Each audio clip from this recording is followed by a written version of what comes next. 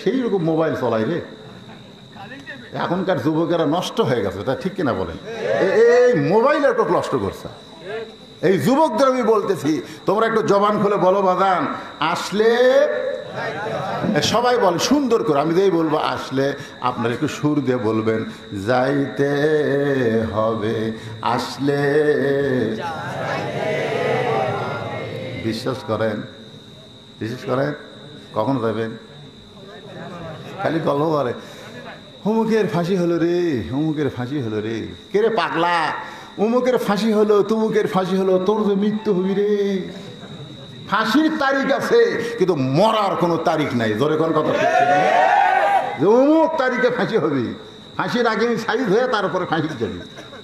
আর যারা মৃত্যুর আসামি তারকে কোনো তারিখ নাই, যে কোনো মুহূর্তে তাদেরকে যাওয়া লাগবে। মশান মারেন এইরকম বাড়ি দেখতেছে, 10 তলা বাড়ি, 10 তলা বাড়ি মাজা খাত করে দেখতেছে, লিফট দিয়া 10 তলার উপর যা বলতেছে, আহ আহ জীবন শান্তি রে। এই শান্তিকে যেই চোখ খুলছে দেখা আজরাইল বলতেছে, ভাই চ যাই। কে তুই কে রে? আজরাইল। হায় হায় কেবল বানাছি ভাই রে, এখনো ঘুমাইনি। তোর দুনিয়ার বাড়ি বানাতে বানাতে তোর হায়াত শেষ রে। আজকে আমরা এমন পাগল হয়েছি, দুনিয়ার বাড়ি ঘর তৈরি করতে করতে মহামূল্যবান সময় আমরা নষ্ট করতেছি। জোরে কোন কথা ঠিক কিনা?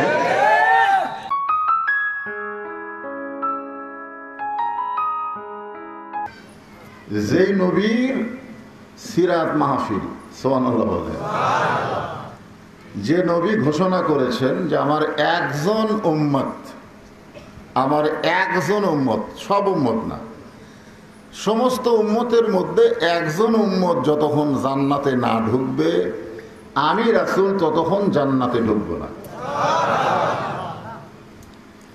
এই জন্য আমাদের একজন গায়ক বলেছে যে আমাদের কোনো টেনশন নাই। যেরকম কি নাই, গানে গানে কইছে, আছেন আমার মুক্তার, আছেন আমার বারিস্টার, শেষ বিচারের হাইকোর্টেতে তিনি আমায় করবেন পার, আমি পাপী তিনি জামিনদার। শেষ বিচার মানে বুঝতেছেন আপনারা? বাংলাদেশের জজ court, high court, supreme court. Supreme কোর্টে গেলে এটাই শেষ, কিন্তু এরপরেও যখন পক্ষে বিচার আসে না, তখন সে কি বলে, তোর বিচার আল্লাহ করবি রে। এরকম কথা ঠিক ছিল। কারণ বর্তমান আমাদের বাংলাদেশে যেগুলো বিচার হচ্ছে এগুলো একটাও বিচার না, এগুলো বিচারের নামে অবিচার। এরকম ঠিক কিনা? বর্তমানে দেখবেন জালেমগুলো জামিন পায়, আলেমগুলোর জামিন নাই। ধরে কম করে এই বাংলাদেশের বিচারকে আমি বিচার মনে করি না, এগুলো বিচারের নামে প্রহসন। তবে শেষ বিচার আছে, আছে না নাই? সেই দিন আল্লাহ হাকিম হবেন, আমাদেরকে আসামি বানায় দিবেন। ওই সময় আমাদের নবী উকিল হয়ে, ব্যারিস্টার হয়ে আল্লাহর কাছে ওকালতি করে আমাদেরকে জামিন করে সুপারিশ করে জান্নাতে নিয়ে যাবে। আপনারা বলেন তো ভাগ্য ভালো না খারাপ? আমরা যত পাপী হয়ে মরি না কেন, যদি খালি ঈমান নিয়ে কবরে যাবার পারি, আমাদের কোনোই টেনশন নেই। আমাকে নবী আছে, দরিকান কে আছে? হ্যাঁ, আমরা সেই নবীর উম্মত, সেই নবীর সিরাত মাহফিলে এতক্ষণ আমার ছোট ভাই নবীর মিলাদ নিয়ে আলোচনা করলেন। মিলাদ মানে নবীর জন্ম নিয়ে, নবীকে নিয়ে আলোচনা 1-2 রাত না। আপনাকে এলাকার একজন প্রসিদ্ধ বক্তা ছিল, উনি দুনিয়া থেকে বিদায় হয়ে গেছেন। আল্লাহ ওনাকে জান্নাতুল ফেরদাউস নসিব করুন। যেরকম নাম হলো মাওলানা হাশিম সাহেব। নাম শুনছেন আপনারা? উনি রাজশাহীর পুটিয়া ধোবাপাড়ায় একটা মাহফিল চালু করে দিয়েছেন, 5 দিন ব্যাপী সিরাত মাহফিল। উনি যেখানেই করতেন সেখানে 3 দিন 5 দিন সিরাত মাহফিল, মানে নবীর কথা ওই 2-1 ঘন্টায় কি কইল। খালি আমিনার ঘর থেকে বাড়ালো এ পর্যন্ত কইতি 1 ঘন্টা শেষ, ঠিক কিনা বলেন? তো আমার ছোট ভাই কিন্তু সিরাত নিয়ে আলোচনা করেনি, মিলাদ নিয়ে করেছে। মিলাদ মানে জন্ম বৃত্তান্ত। আপনারা বলেন তো, নবী জন্ম নেওয়ার সাথে সাথে সবচাইতে বেশি খুশি কে হয়েছিল দুনিয়ার মানুষের মধ্যে? সবচাইতে বেশি খুশি হয়েছে আবু লাহাব। আবু লাহাব নবীর চাচা। যখন দাসী গিয়ে বলল যে আব্দুল্লাহর ঘরে ফুটফুটে একটা সন্তান জন্ম নিয়েছে, সঙ্গে সঙ্গে আবু লাহাব এভাবে আঙ্গুল ইশারা করে বললেন, এই সুসংবাদ দেওয়ার কারণে তোকে আমি আজাদ করে দিলাম, তোকে আমি মুক্ত করে দিলাম, তোকে আর দাসীগিরি করা লাগবে না। আব্দুল্লাহ ইবনে আব্বাস মানে হযরত আব্বাস রাদিয়াল্লাহু তাআলা আনহু রাসূলের আরেক চাচা, তিনি মুসলমান। তিনি একদিন স্বপ্নে দেখলেন আবু লাহাব জাহান্নামে খুব কষ্ট পাচ্ছে। তা আব্বাস বললেন, ভাই জাহান্নামে কেমন কষ্ট হচ্ছে? হায় হায়, জাহান্নামের কষ্টের কোনো বর্ণনা আছে? কিন্তু সোমবার দিন আমার কষ্ট হয় না। সোমবার দিন কেন হয় না? কারণ সোমবার দিন যে আমি দাসীকে মুক্ত করেছিলাম নবীর জন্মের খবর শুনে, আমার এই আঙ্গুল আমি মুখের মধ্যে দিলে জান্নাতের দুধ দিয়ে আমার পেট ভরে যায়। এই 6টা দিন যে জাহান্নামের আগুনে ফুটছি, এই সোমবার আসলে আমি সব কষ্ট ভুলে যাই। তাহলে চিন্তা করেন নবীর মিলাদের দাম আছে না নাই? দেখছেন? কিন্তু নবীর সিরাতকে আবু লাহাব গ্রহণ করেনি, মিলাদকে করছে কিন্তু সিরাতকে করেনি। আবু জেহেল কিন্তু নবীর মিলাদকে গ্রহণ করছে। নবীর জন্মগ্রহণ করার পরে নবীকে একসময় একটা পাহাড়ের উপরে দাঁড় করায় হাজার হাজার লোকের সামনে বললেন, মক্কার লোকেরা তোমরা ভালো মানুষ দেখেছ? দেখোনি, সব তো দেখতেছ আমাদের মতন, সব তো দেখতেছ আমাদের মতো ভুয়া ভুয়া। আজকে তোমাদেরকে এমন একজন যুবককে দেখাবো, আজ থেকে তার নাম হবে আল আমিন। আবু জেহেল কাট্টা কাফের, নবীর মিলাদকে স্বীকার করে নবীকে আল আমিন ডিগ্রি দিছে। জোরে কোন কথা ঠিক কিনা? কিন্তু নবীর সিরাতকে মানেনি। মারাত্মক কথা, ঠিক কিনা বলেন? আবু তালেব আল্লাহর নবীকে লালন পালন করেছেন। যেই নবীর শিশুকালে মা মারা গেল, গর্ভে থাকতে বাবা দুনিয়া থেকে বিদায় হয়ে গেল, আল্লাহ রাসূল বলেছেন আমার বাবা নাই, আমি এতিম, এ কথা আমি মানতে পারি না। কারণ আমার চাচা আবু তালেব আমাকে এত দয়া করেছে, বাবা নাই এই কষ্ট আমি কোনোদিন বুঝতে পারিনি। এত আদর সোহাগ করছে, নবীর মিলাদকে মানছে কিন্তু নবীর সিরাতকে মানেনি। যার কারণে আবু তালেবও জাহান্নামী। জোরে কোন কথা ঠিক কিনা? তো এখন ব্যাপারটা হলো, আল্লাহর নবীর মিলাদ নিয়ে আমাদের কোনো দ্বন্দ্ব নাই। বাংলাদেশে যেখানেই মিলাদ নিয়ে আওয়াজ করবেন, যাবার তো পারেই না হালিমার কাছে, যাবার পারছে? হালিমার কাছে যাবার পারে নাই, খাদিজার কাছে যাবার পারে নাই। খাদিজা কি দেখে 40 বছর একটা বিধবা, মক্কার সবচাইতে ধনবতী রমণী এতিম নবীকে বিয়ে করলেন, সে কথা বলতেই পারেনি। ওটাও কিন্তু মিলাদ। তারপরে হালিমাতুস সাদিয়া নবীকে লালন পালন করেছে, দুধ মাতা হালিমাতুস সাদিয়া। ওখানে কিন্তু করুণ করুণ কিছু ঘটনা আছে যে কথাও বলতে পারেনি। এ কথা আমি সারা রাত যদি বলি আপনাদের ভালো লাগবে, আপনি যে দলই করেন আপনার কাছে খারাপ লাগবে না। কিন্তু যখনই সিরাত সম্পর্কে আলোচনা হব, তখন আবু জেহেল মার্কা লোকেরা একটু মন খারাপ করবে। কেন হুজুর কি আবার রাজনীতি শুরু করলো নাকি? শোনা, আপনারা কিন্তু এখানে নাম বলেছেন সিরাত মাহফিল। জোরে কোন কথা ঠিক কিনা? আপনারা কেউ বলেছেন যে মিলাদ মাহফিল। মিলাদ মাহফিলের শেষে তবারক থাকে, সাল্লি আলা কয়ে খাওয়া দাওয়া করে আমরা চলে যাই। এটা হচ্ছে আমাদের বগুড়াতে মিলাদ মাহফিল। আর সিরাত মাহফিল হচ্ছে নবীর জীবনী। যে সিরাতকে লক্ষ্য করে আল্লাহ বলেছেন, লাকাদ কানা লাকুম ফি রাসূলিল্লাহি উসওয়াতুন হাসানা। যদি তোমরা সফলতা অর্জন করতে চাও তাহলে নবীর আদর্শকে তোমরা গ্রহণ করে নাও। হে রাসূল আপনি বলেন, কুল আপনি বলেন, ইন কুনতুম তুহিব্বুনাল্লাহ ফাত্তাবিউনি ইউহিব্বুকুমুল্লাহ ওয়া ইয়াগফির লাকুম যুনুবাকুম আল্লাহু গফুরুর রহিম। ফ্যানের বাতাস না দিও না, মাইকের সাউন্ড মনে হয় একটু ধপধপ করতেছে। হ্যাঁ দিও না।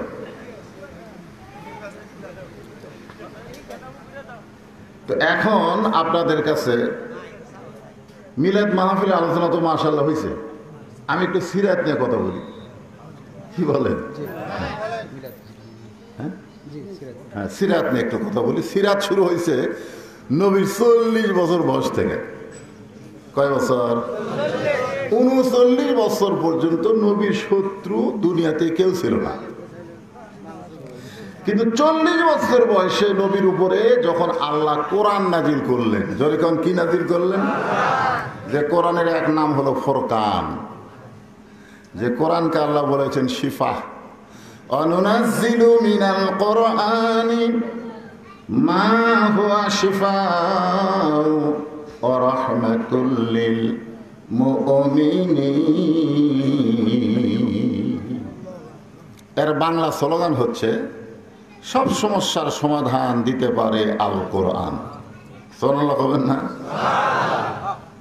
উম্মাহাতুল মুমিনিন, আমাদের মা আয়েশার কাছে কতিপয় সাহাবী নবী দুনিয়া থেকে বিদায় নেওয়ার পরে এসে বললেন, মা আমরা নবী সম্পর্কে আপনার কাছে জানতে চাই। মা আয়েশা বললেন, নবী সম্পর্কে জানবে না আমার স্বামী সম্পর্কে শুনবে? সাহাবীরা বললেন, মা আপনার নবী সম্পর্কে, আমাদের নবী সম্পর্কে আমরা জানতে চাই। মা আয়েশা বললেন, তোমরা কি কোরআন পড়ো না? বলে, হ্যাঁ আমরা কোরআন পড়ি। মা আয়েশা বললেন, আল্লাহর কোরআন যেমন অবিকল আল্লাহর নবী হলেন তেমন। তাহলে সিরাতের ওয়াজ করতে গেলে কোরআনেরই কথা বলতে হবে। জরিগণ কথা ঠিক কিনা? আল্লাহ রাসূলের উপরে যখন কোরআন নাজিল হয়েছিল, এই কোরআন শোনার দিক দিয়ে শোনা, এই ছেলেরাই ছোট মানুষ তো বুঝুক বা না বুঝুক সামনে কাতারে বইছে, থাক কথা বলবে না। শোনা শোনা কোরআন শোনার দিক দিয়ে 1 নম্বর ছিল আবু জেহেল। আপনারা তো বসে শুনতেছেন, আবু জেহেলের ভাগ্যে বসে থাকা শোনার সুযোগ হয়নি, দাঁড়ায়া শুনছে। সারা রাত চুপি চুপি কোরআন শরীফ শুনে সকালবেলা মিটিংয়ের মধ্যে গিয়ে বলতেছে, এত সুন্দর কোরআনের বাণী, রাতটা কোন দিক দিয়ে গেল আমি বুঝবারই পারিনি। দেখছেন? সুবহানাল্লাহ কন্যা কেন? কোরআনের পক্ষে, কোরআন শোনার পক্ষে এত সুন্দর সার্টিফিকেট আবু জেহেল দিছে। কিন্তু আল্লাহ কিন্তু বলেছে সামিনা ও তাআনা, খালি শুনলে হবে না। কথাটা বুঝলেন? তো মিটিং এর মধ্যে গিয়ে বলতেছে, এত সুন্দর কোরআনের বাণী, রাতটা কোন দিক দিয়ে গেল আমি বুঝবারই পারিনি। তা আবু সুফিয়ান বলতেছে, নেতা যেই কোরআন শুনতে এত ভালো লাগে সেই কোরআন গ্রহণ করলে অসুবিধা কি? শুনতেই যখন ভালো লাগে তাহলে সেইটা গ্রহণ করলে অসুবিধা কি? আবু জেহেল বলতেছে, এই কথা জোরে বলা যাবে না, তোর কানটা আমার মুখের কাছে দে। তো কানটা যখন মুখের কাছে দিছে তখন ফিসফিস করে বলতেছে, এই কোরআন অনুযায়ী যদি আমরা চলতে চাই তাহলে আমার মতো মানুষের ভুয়া নেতৃত্ব চলবে না, আসল নেতা হয়ে যাবে আব্দুল্লাহর এতিম পোলা। আবু জেহেল কিন্তু ঘোষণা করলো, আমার মতন ভুয়া নেতা। তোর এখন কি নেতা? আজকে আমাদের বাংলাদেশে যদি কোরআনের বিজয় হয় তাহলে বর্তমানের ভুয়া নেতার নেতৃত্ব কিন্তু আর থাকবে না। একটা ভুয়া নেতার চান্স নেই। কিন্তু আজকে কোরআনের বিরুদ্ধচারণ তো কোনো আলেম করে না, করে ভুয়া নেতারাই। করে ওয়াজ করতে করতে সাইড মারে। তা আল্লাহ রাসূলের কোরআন এটা দুনিয়াতে শুধু তেলাওয়াতের জন্য আসে নাই। আল্লাহ কোরআনে বললেন, ইন্নামাল মুমিনুনা আল্লাযীনা ইযা যুকিরাল্লাহু ওয়াজিলাত কুলুবুহুম ওয়া ইযা তুলিয়াত আলাইহিম আয়াতুহু যাদাতুহুম ঈমানা ওয়া আলা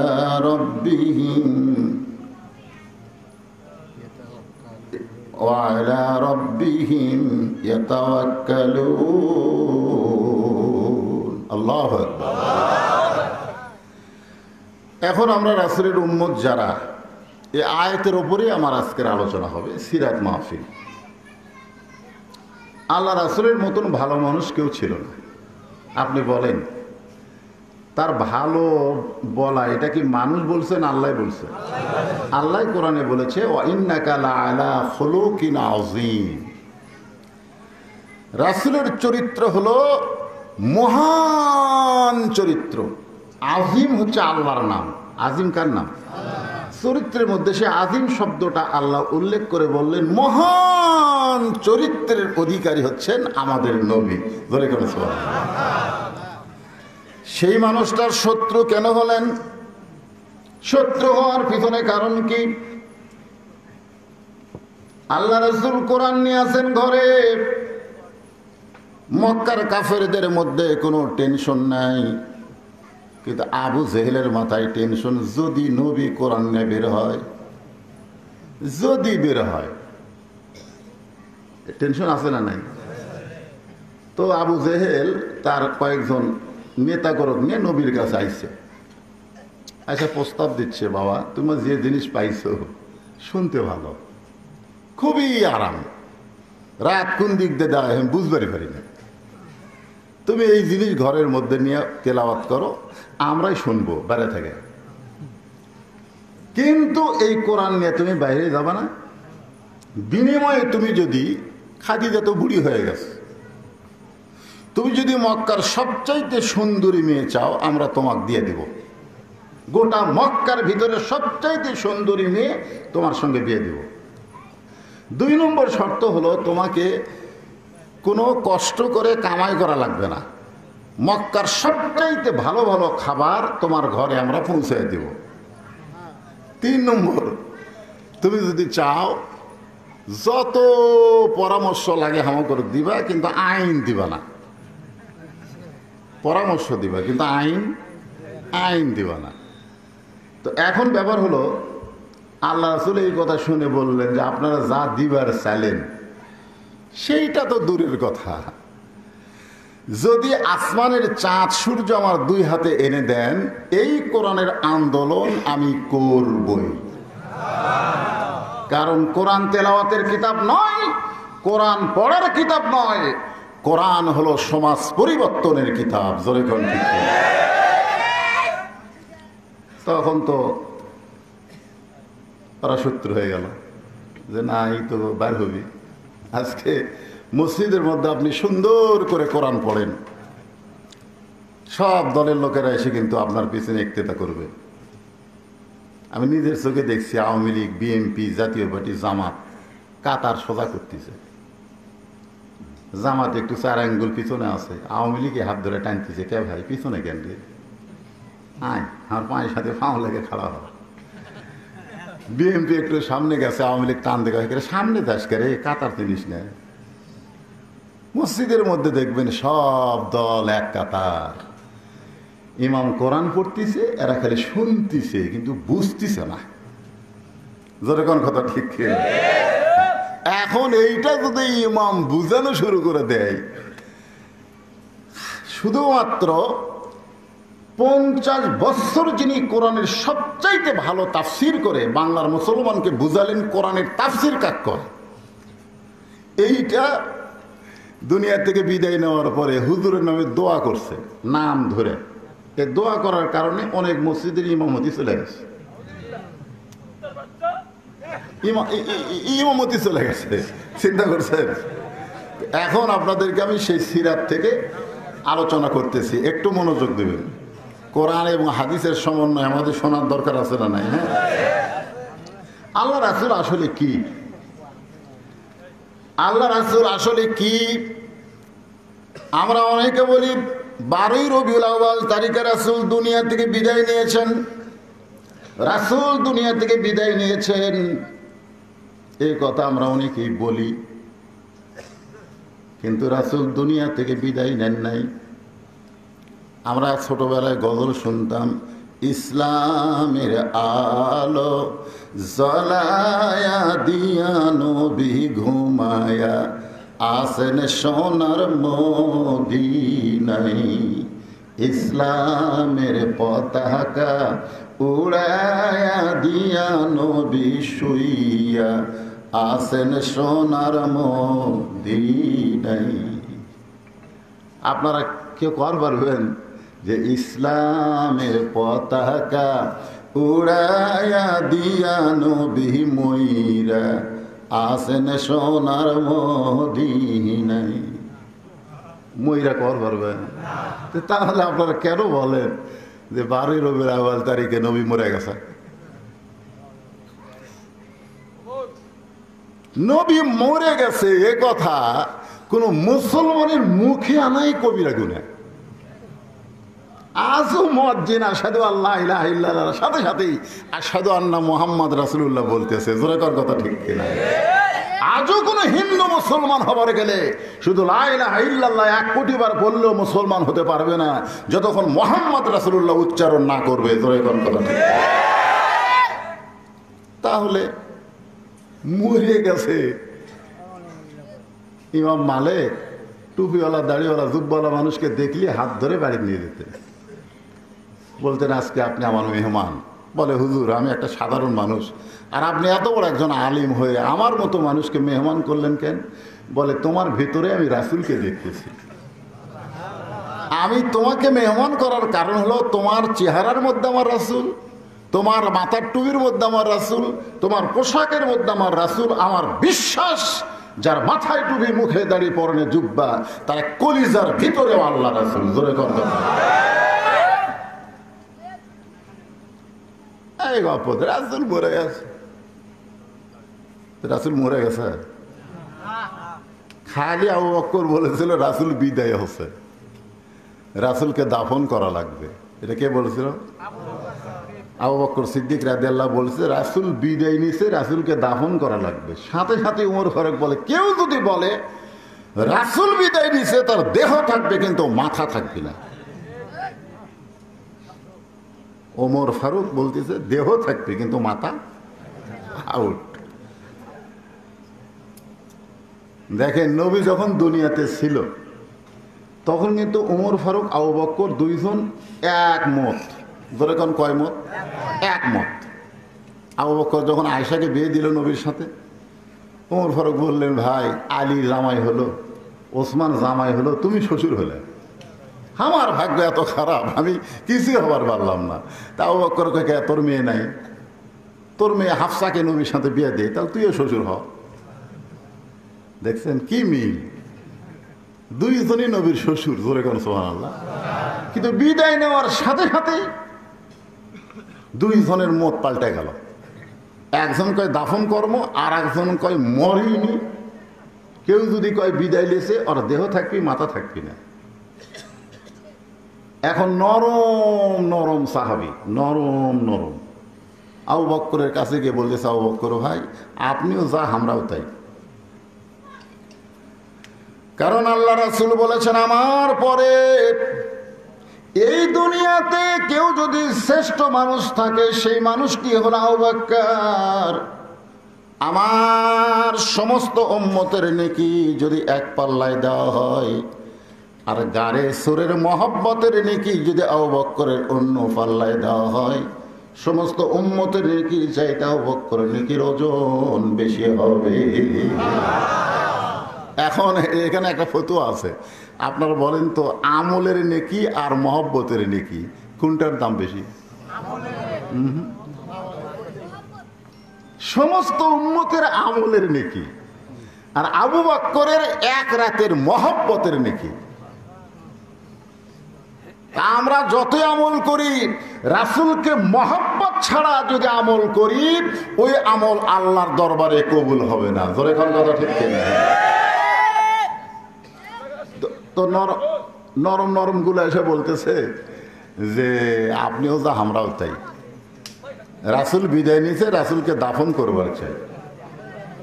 গরম গরম সাহাবী হযরত ওমর ফারুকের কাছে গিয়ে বলতেছে, ওমর ভাই আপনিও যা আমরাও তাই। আল্লাহ রাসূল দুনিয়া থেকে কোনোদিন বিদায় নেবার পারে না। গরম গরম গুলা কার কাছে? কথা কয় না। আর নরম নরম গুলা আবু বকরের কাছে। সেই সময় কিন্তু দুই দল ছিল, একটা গরম দল আর একটা হলো নরম দল। আজকে বাংলাদেশেও মুসলমানের মধ্যে দুই দল আছে, একটা হলো নরম দল আর একটা হলো গরম দল। নরম দলেরা কোনোদিনও কেঁচো খায় না, জেলে তো যায় না। জোরে খান কথা ঠিক। আর গরমেরা বাড়িতেই থাকতে পারে না, খালি খোঁজে। জয়পুরহাট থেকে এক মুয়াজ্জিন আমাকে মোবাইল করে বলতেছে, হুজুর আপনি কেমন আছেন? আমি বললাম আলহামদুলিল্লাহ। তা আমি বললাম, ভাই মুয়াজ্জিন সাহেব আপনি কেমন আছেন? কয় নাউজুবিল্লাহ। আমি বললাম নাউজুবিল্লাহ কেন? বলে হুজুর আজান হচ্ছে, আকামত হচ্ছে, ইমাম নাই। তো ইমাম নাই কেন? বলে ইমামকে পুলিশ খুঁজতেছে, ইমামকে কোন জায়গায় লুকে আছে আমরাই খোঁজ পাচ্ছি না। তা আমি কইলাম, মুয়াজ্জিন ইমামকে পুলিশ খোঁজে কেন? ওই গ্রামে চোর ডাকাত বাটকার সুদারু ঘুষারু নাই। বলে আমাদের 3 পাড়ার মধ্যে ইমামের চাইতে ভালো মানুষ কেউ নাই। চোর ডাকাত গোটা গ্রাম ভরা, পুলিশ কাউকে খোঁজে না, খালি ইমামকে খোঁজে। তা আমি কইলাম ইমামের দোষ কি? মুয়াজ্জিন বলতেছে, হুজুর ইমামের মারাত্মক দোষ আছে। সেই মারাত্মক দোষটা কি? বলে ইমাম কোরআনকে শুধু মসজিদের মধ্যে রাখবে না, ইমাম কোরআন দিয়ে যেন বাংলাদেশ চলে। মানুষের তৈরি আইন দিয়ে বাংলাদেশ চলতে পারে না। 90% মুসলমানের দেশে আল্লাহর আইনে চলবে, এই দল ইমাম করে। এই খবর খেয়ে যেন পুলিশকে দিছে, তখন থেকে পুলিশ ইমাম খুঁজতেছে।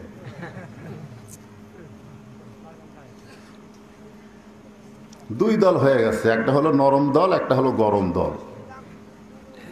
এমন সময় আবু যর গিফারি রাদিয়াল্লাহু তাআলা আনহু বললেন, আমরা আবু বকরের দলেও যাব না, আমরা ওমরের দলেও যাব না, আমরা যাব হযরত আলীর কাছে। জোরে কোন কার কাছে?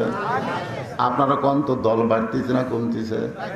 আল্লাহ রাসূল বলেন আমার বড় ভয় হয়, বনি ইসরায়েলের সময় 72 দল হয়েছিল, আর আমার উম্মতের মধ্যে 73 দল হবে। একটা দল জান্নাতি হবে, আর বাকি 72 দল জাহান্নামে যাবে। 73 দল হবে। জোরে কোন কত দল হবে? তার মধ্যে একটা দল যাবে জান্নাতে, আর 72 দল যাবে জাহান্নামে। সাহাবারা বললেন, ইয়া রাসূলুল্লাহ সেই একটা দলকে? আল্লাহ রাসূল চুপ করে থাকলেন। এমন সময় আল্লাহ তাআলা কোরআনের আয়াত নাজিল করলেন, কুনতুম খায়রা উম্মাতিন উখরিজাত লিন-নাসি তা'মুরুনা বিল মা'রুফি ওয়া তানহাউনা আনিল মুনকার। আল্লাহু আকবার, আল্লাহু আকবার। এখন আপনারা আজকে সিরাত মাহফিলে চিন্তা করবেন যে আমরা 72-এর মধ্যে আছি না জান্নাতি দলের মধ্যে আছি। একটু চিন্তা করার দরকার আছে না নাই? একটু চিন্তা করবেন, কষ্ট করে ঘরের মধ্যে বসে আছেন, আর একটু চিন্তা করবেন না। 11 সালে একজন নেতা আমার সঙ্গে হজ করতেছে, কাবা ঘরের চত্বরের মধ্যে গিয়ে বলতেছে লব্বাইক। যারা হাজি আছেন তারা সবাই জানেন, আল্লাহুম্মা লব্বাইক লব্বাইক লা শারিকা লাকা লব্বাইক ইন্নাল হামদা ওয়ান নি'মাতা লাকা ওয়াল মুলক লা শারিকা লাক। তা আমি হাজি সাহেবের হাত ধরে বললাম, ভাই আমি গোটা তালবিয়ার অর্থ শুনবার চাই না, খালি শেষে যেটা করলেন লাকা ওয়াল মুলক লা শারিকা লাক, এর বাংলা কি? তো হুজুর আপনারাও কন, শুনে শুনে আমরাও কই, আর তোর বাংলা জানি না। এই জন্য বাংলাদেশে আরবিতে গড় দোয়া করে আরাম আছে, আছে না নেই?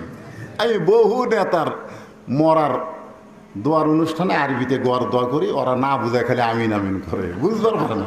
আমি দোয়া করতেছি না, গোয়ার দোয়া করতেছি, জাহান্নামের মধ্যে ঢুকে দিচ্ছি, তারপরে করছে আমিন আমিন। নেতা বলতেছে হুজুর আপনারা কোন, হামু কই আর তো বাংলা জানি না। আমি বলি আর বাংলা হলো লাকাওয়াল মুলক লা শারিকা লাক শব্দের অর্থ হলো রাজনীতির ভিতরে, রাজত্বের ভিতরে একমাত্র আল্লাহ ছাড়া অন্য কাউকে স্বীকার করি না। আপনি হজ করার আগে কি দল করছেন?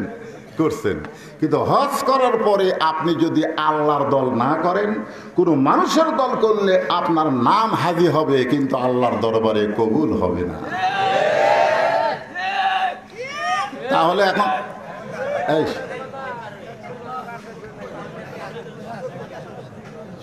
মাথার সমস্যা নেই, ওটা হচ্ছে বায়লুল পাগলের মতন, বলবেন না?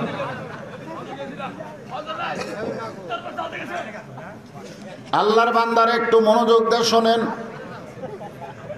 আবু জার গিফারী রাদিয়াল্লাহু তাআলা বলতেছেন, আমরা আবু বকরের দলেও যাব না, আমরা ওমরের দলেও যাব না, আমরা যাব হযরত আলীর কাছে। ধরে কোন কার কাছে? আলীর কাছে যাওয়ার কারণ হলো আনা মাদিনাতুল ইলমি ওয়া আলিউ বাবুহা। রাসূল বলেছেন আমি হলাম ইলমের শহর, আলী হলেন সেই শহরের দরওয়াজা। দলাদলি না করে মীমাংসা করাই ভালো, ঠিক কেনা? কোন আবু যর গিফারী কি দল করার জন্য যাচ্ছে না মীমাংসার জন্য যাচ্ছে? মীমাংসার জন্য কার কাছে যাচ্ছে? আলী কি সাধারণ ব্যক্তি? আলী একজন আলেম। আজকে বাংলাদেশের মীমাংসার জন্য আমরা সাধারণ নেতার কাছে ধর্ণা ধরি, আলেমের কাছে যাই না। ধরে কোন কথা ঠিক কিনা? বহু তালাক দিয়েছে 3টা, চেয়ারম্যান 2 থাপ্পড় দিয়ে কয় আর জন তালাক দিস না। এমন সময় আমি যাচ্ছি, আমাকে হুজুর একটু দোয়া করেন। কিসের দোয়া ভাই? কয় আমরা কাম করছি হুজুর, আপনি খালি দোয়া করেন। বলে কি কাম করছেন? বলে এই ছেলে রাগ করে বউ 3 তালাক দিছে, আমরা 2 থাপ্পড় দিয়ে বউয়ের হাতত দিছি। তা আমি কইলাম ভাই এটা তো ইসলামে জায়েজ নাই, আমি দোয়া করতে পারবো না। তখন বলে হুজুর তাহলে আপনি যান, এই মেম্বার এই তুই দোয়া কর। তাই আমি ফট করছি এর বসলাম। মেম্বার আর দোয়া করার সাহস পায় না। আমি বললাম মেম্বার সাহেব দোয়া করেন। কয় হুজুর আমরা দোয়া করতে পারি কিন্তু আলেম থাকলে পারি না, আলেমরা যদি না থাকে তাহলে আমরা দোয়া করতে পারি, আপনি থাকতে আমি দোয়া করে পারবো না। তাহলে বউ তালাক দিয়ে তুমি নেতার কাছে যাবা কেন? তুমি আলেমের কাছে যাবা। ধরে কোন কথা ঠিক কিনা? আবু জার গিফারী বললেন আবু বকরের দল হয়ে গেছে, উমরের দল হয়ে গেছে, এখন মারামারি শুরু হবে। ধরে কোন ঠিক কিনা? একদল দাফন করবার যাবি আর একদল লাঠি নিয়ে আসবি। আল্লাহর নবী নূরের তৈরি না মাটির তৈরি, এই নিয়ে আমাদের বাংলাদেশে মারামারি আছে না নাই? ধরে কোন আছে না নাই? আসলে নবী কিসের তৈরি এইটা মীমাংসার দরকার। 2টা দল হলে চলবে না। ওয়াতাসিমু বিহাবলিল্লাহি জামিআ ওয়ালা তাফাররাকু। আল্লাহ বলেছেন তোমরা দলাদলি করো না, বরং তোমরা একত্র হয়ে যাও। তোমরা একত্র হয়ে থাকলে পৃথিবীর কোনো ইহুদি খ্রিস্টান, পৃথিবীর কোনো বৌদ্ধ হিন্দু তোমাদের একটা পশম পর্যন্ত উগড়াতে পারবে না। ধরে কোন কথা ঠিক কিনা? কারণ মুসলমান হলো বরের জাত আর কাফের বেঈমান হলো বর যাত্রী। মুসলমান কিসের জাত? বরের জাত। আপনার বিয়ের অনুষ্ঠানে যাননি? আপনারা কোন যাননি? বরের সাথে যাননি? আচ্ছা মধ্যে ঘাটা যা যদি বর কয় ভাই মেয়ে আমার পছন্দ নয়, আমি বাড়ির যাবো, বর যাত্রী করছে যা তুই যা, আমরা আর বাড়ির যাবো না, আমরা নিয়ত করে বেড়াচ্ছি খাবার যাবো। এখন মেয়ে পক্ষের লোকেরা খালি বর খুঁজতেছে, এই তোমরা এতগুলো মানুষ বরকে কয় বর তো মধ্য ঘাটাতে চলে গেছে, আমরা যাইনি, তাড়াতাড়ি খাবার দেন। তখন আপনি বলেন তো মেয়ে পক্ষ খাবার দিবি? এ লাঠি বার কর। এত আয়োজন হয়েছে বরের জন্যে, বর যাত্রীর জন্য কোনো আয়োজন হয়নি। আজকে গোটা পৃথিবী আল্লাহ সাজাইছে মুসলমানের জন্য, কাফের বেঈমানদের জন্য নয়। ধরে কোন কথা ঠিক কিনা? আজকে আমরা বর হয়ে কি মুসলমান? আল্লাহর বান্দার একটু মনোযোগ দিয়ে শুনবেন। আবু যর গিফারি হযরত আলীর দরবারে গিয়ে দেখে হযরত আলী আল্লাহর কোরআন তেলাওয়াত করতেছে। হযরত আলী আল্লাহর কোরআন তেলাওয়াত করতেছে। আবু যর গিফারি বললেন, আলী ভাই, খামাখা কোরআন তেলাওয়াত করে কোনো লাভ নাই, বাহিরে গন্ডগোল লাগছে। যেই নবীর উপরে আল্লাহ কোরআন নাজিল করেছে সেই নবী নিয়ে গন্ডগোল শুরু হয়েছে। খামাখা কোরআন তেলাওয়াত করে কোনো লাভ নাই। খামাখা, খামাখা বোঝেন আমাদের বগুড়ার ভাষা, আপনারা কি করেন? অনেকে কয় অজাতা। অজাতা নামাজ পড়ে লাভ আছে? তোমার বউ স্টার জলসা দেখে, তুমি এসব নামাজ পড়ে বাড়িতে যাচ্ছে, তোমার ঘরের মধ্যে থেকে হিন্দুকে পূজার বাদ্য হরি হরি হরি হরি লোলো করে বাঁচতেছে। ঘরের ভুলকি দিয়ে দেখে যে আমার বউ ভারতে স্টার জলসা দেখতেছে, আর স্টার জলসা দেখার কারণে হিন্দুকে নাটকের মধ্যে পূজার বাদ্য আমার ঘরে লোলো করে বাঁচতেছে, হরি হরি হরি হরি। আল্লাহ কয়, অযথা নামাজ পড়ে তোর কোনো লাভ নাই যতক্ষণ পর্যন্ত তোর বউকে ঠিক করতে না পারবি। ধরে মুসলমানের ঘরে কোরআন তেলাওয়াত হবে, মুসলমানের ঘরে হিন্দুদের পূজার বাদ্য কেন বাজবে? অযথা। অনেকে বলে হুজুর অযথা ওয়াজ করে লাভ কি? অযথা আপনি যেই রাত্রে ওয়াজ করেন সেই রাত্রে ফজরে মুসল্লি ঘুমা যায়। গতকাল মুসল্লি হয়েছিল ফজরে 20 জন, আজকে ওয়াজ শোনাতে ঘুম আসবি, চেতনে পাবি না। মুয়াজ্জিন একলাই না হয় ইমাম আসবি, এই কি অযথা। যে ছেলেরা সিরাত মাহফিল করতেছে আপনি খুঁজলে দেখেন এদের মধ্যে অনেকে হয়তো মাগরিব এশা নামাজ পড়েনি। অযথা। এইরকম অযথা কয়, খামাখা কয়। আপনার অযথা কন না খামাখা কন? খামাখা। খামাখা কোরআন তেলাওয়াত করে লাভ নাই। যেই নবীর উপরে আল্লাহ কোরআন নাজিল করেছে সেই নবীর নিয়ে দ্বন্দ্ব শুরু হয়েছে।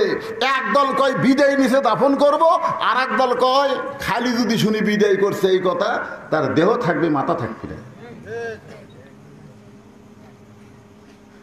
হযরত আলী বলতেছেন চলো যাই। চলো কখন? চলো যাই।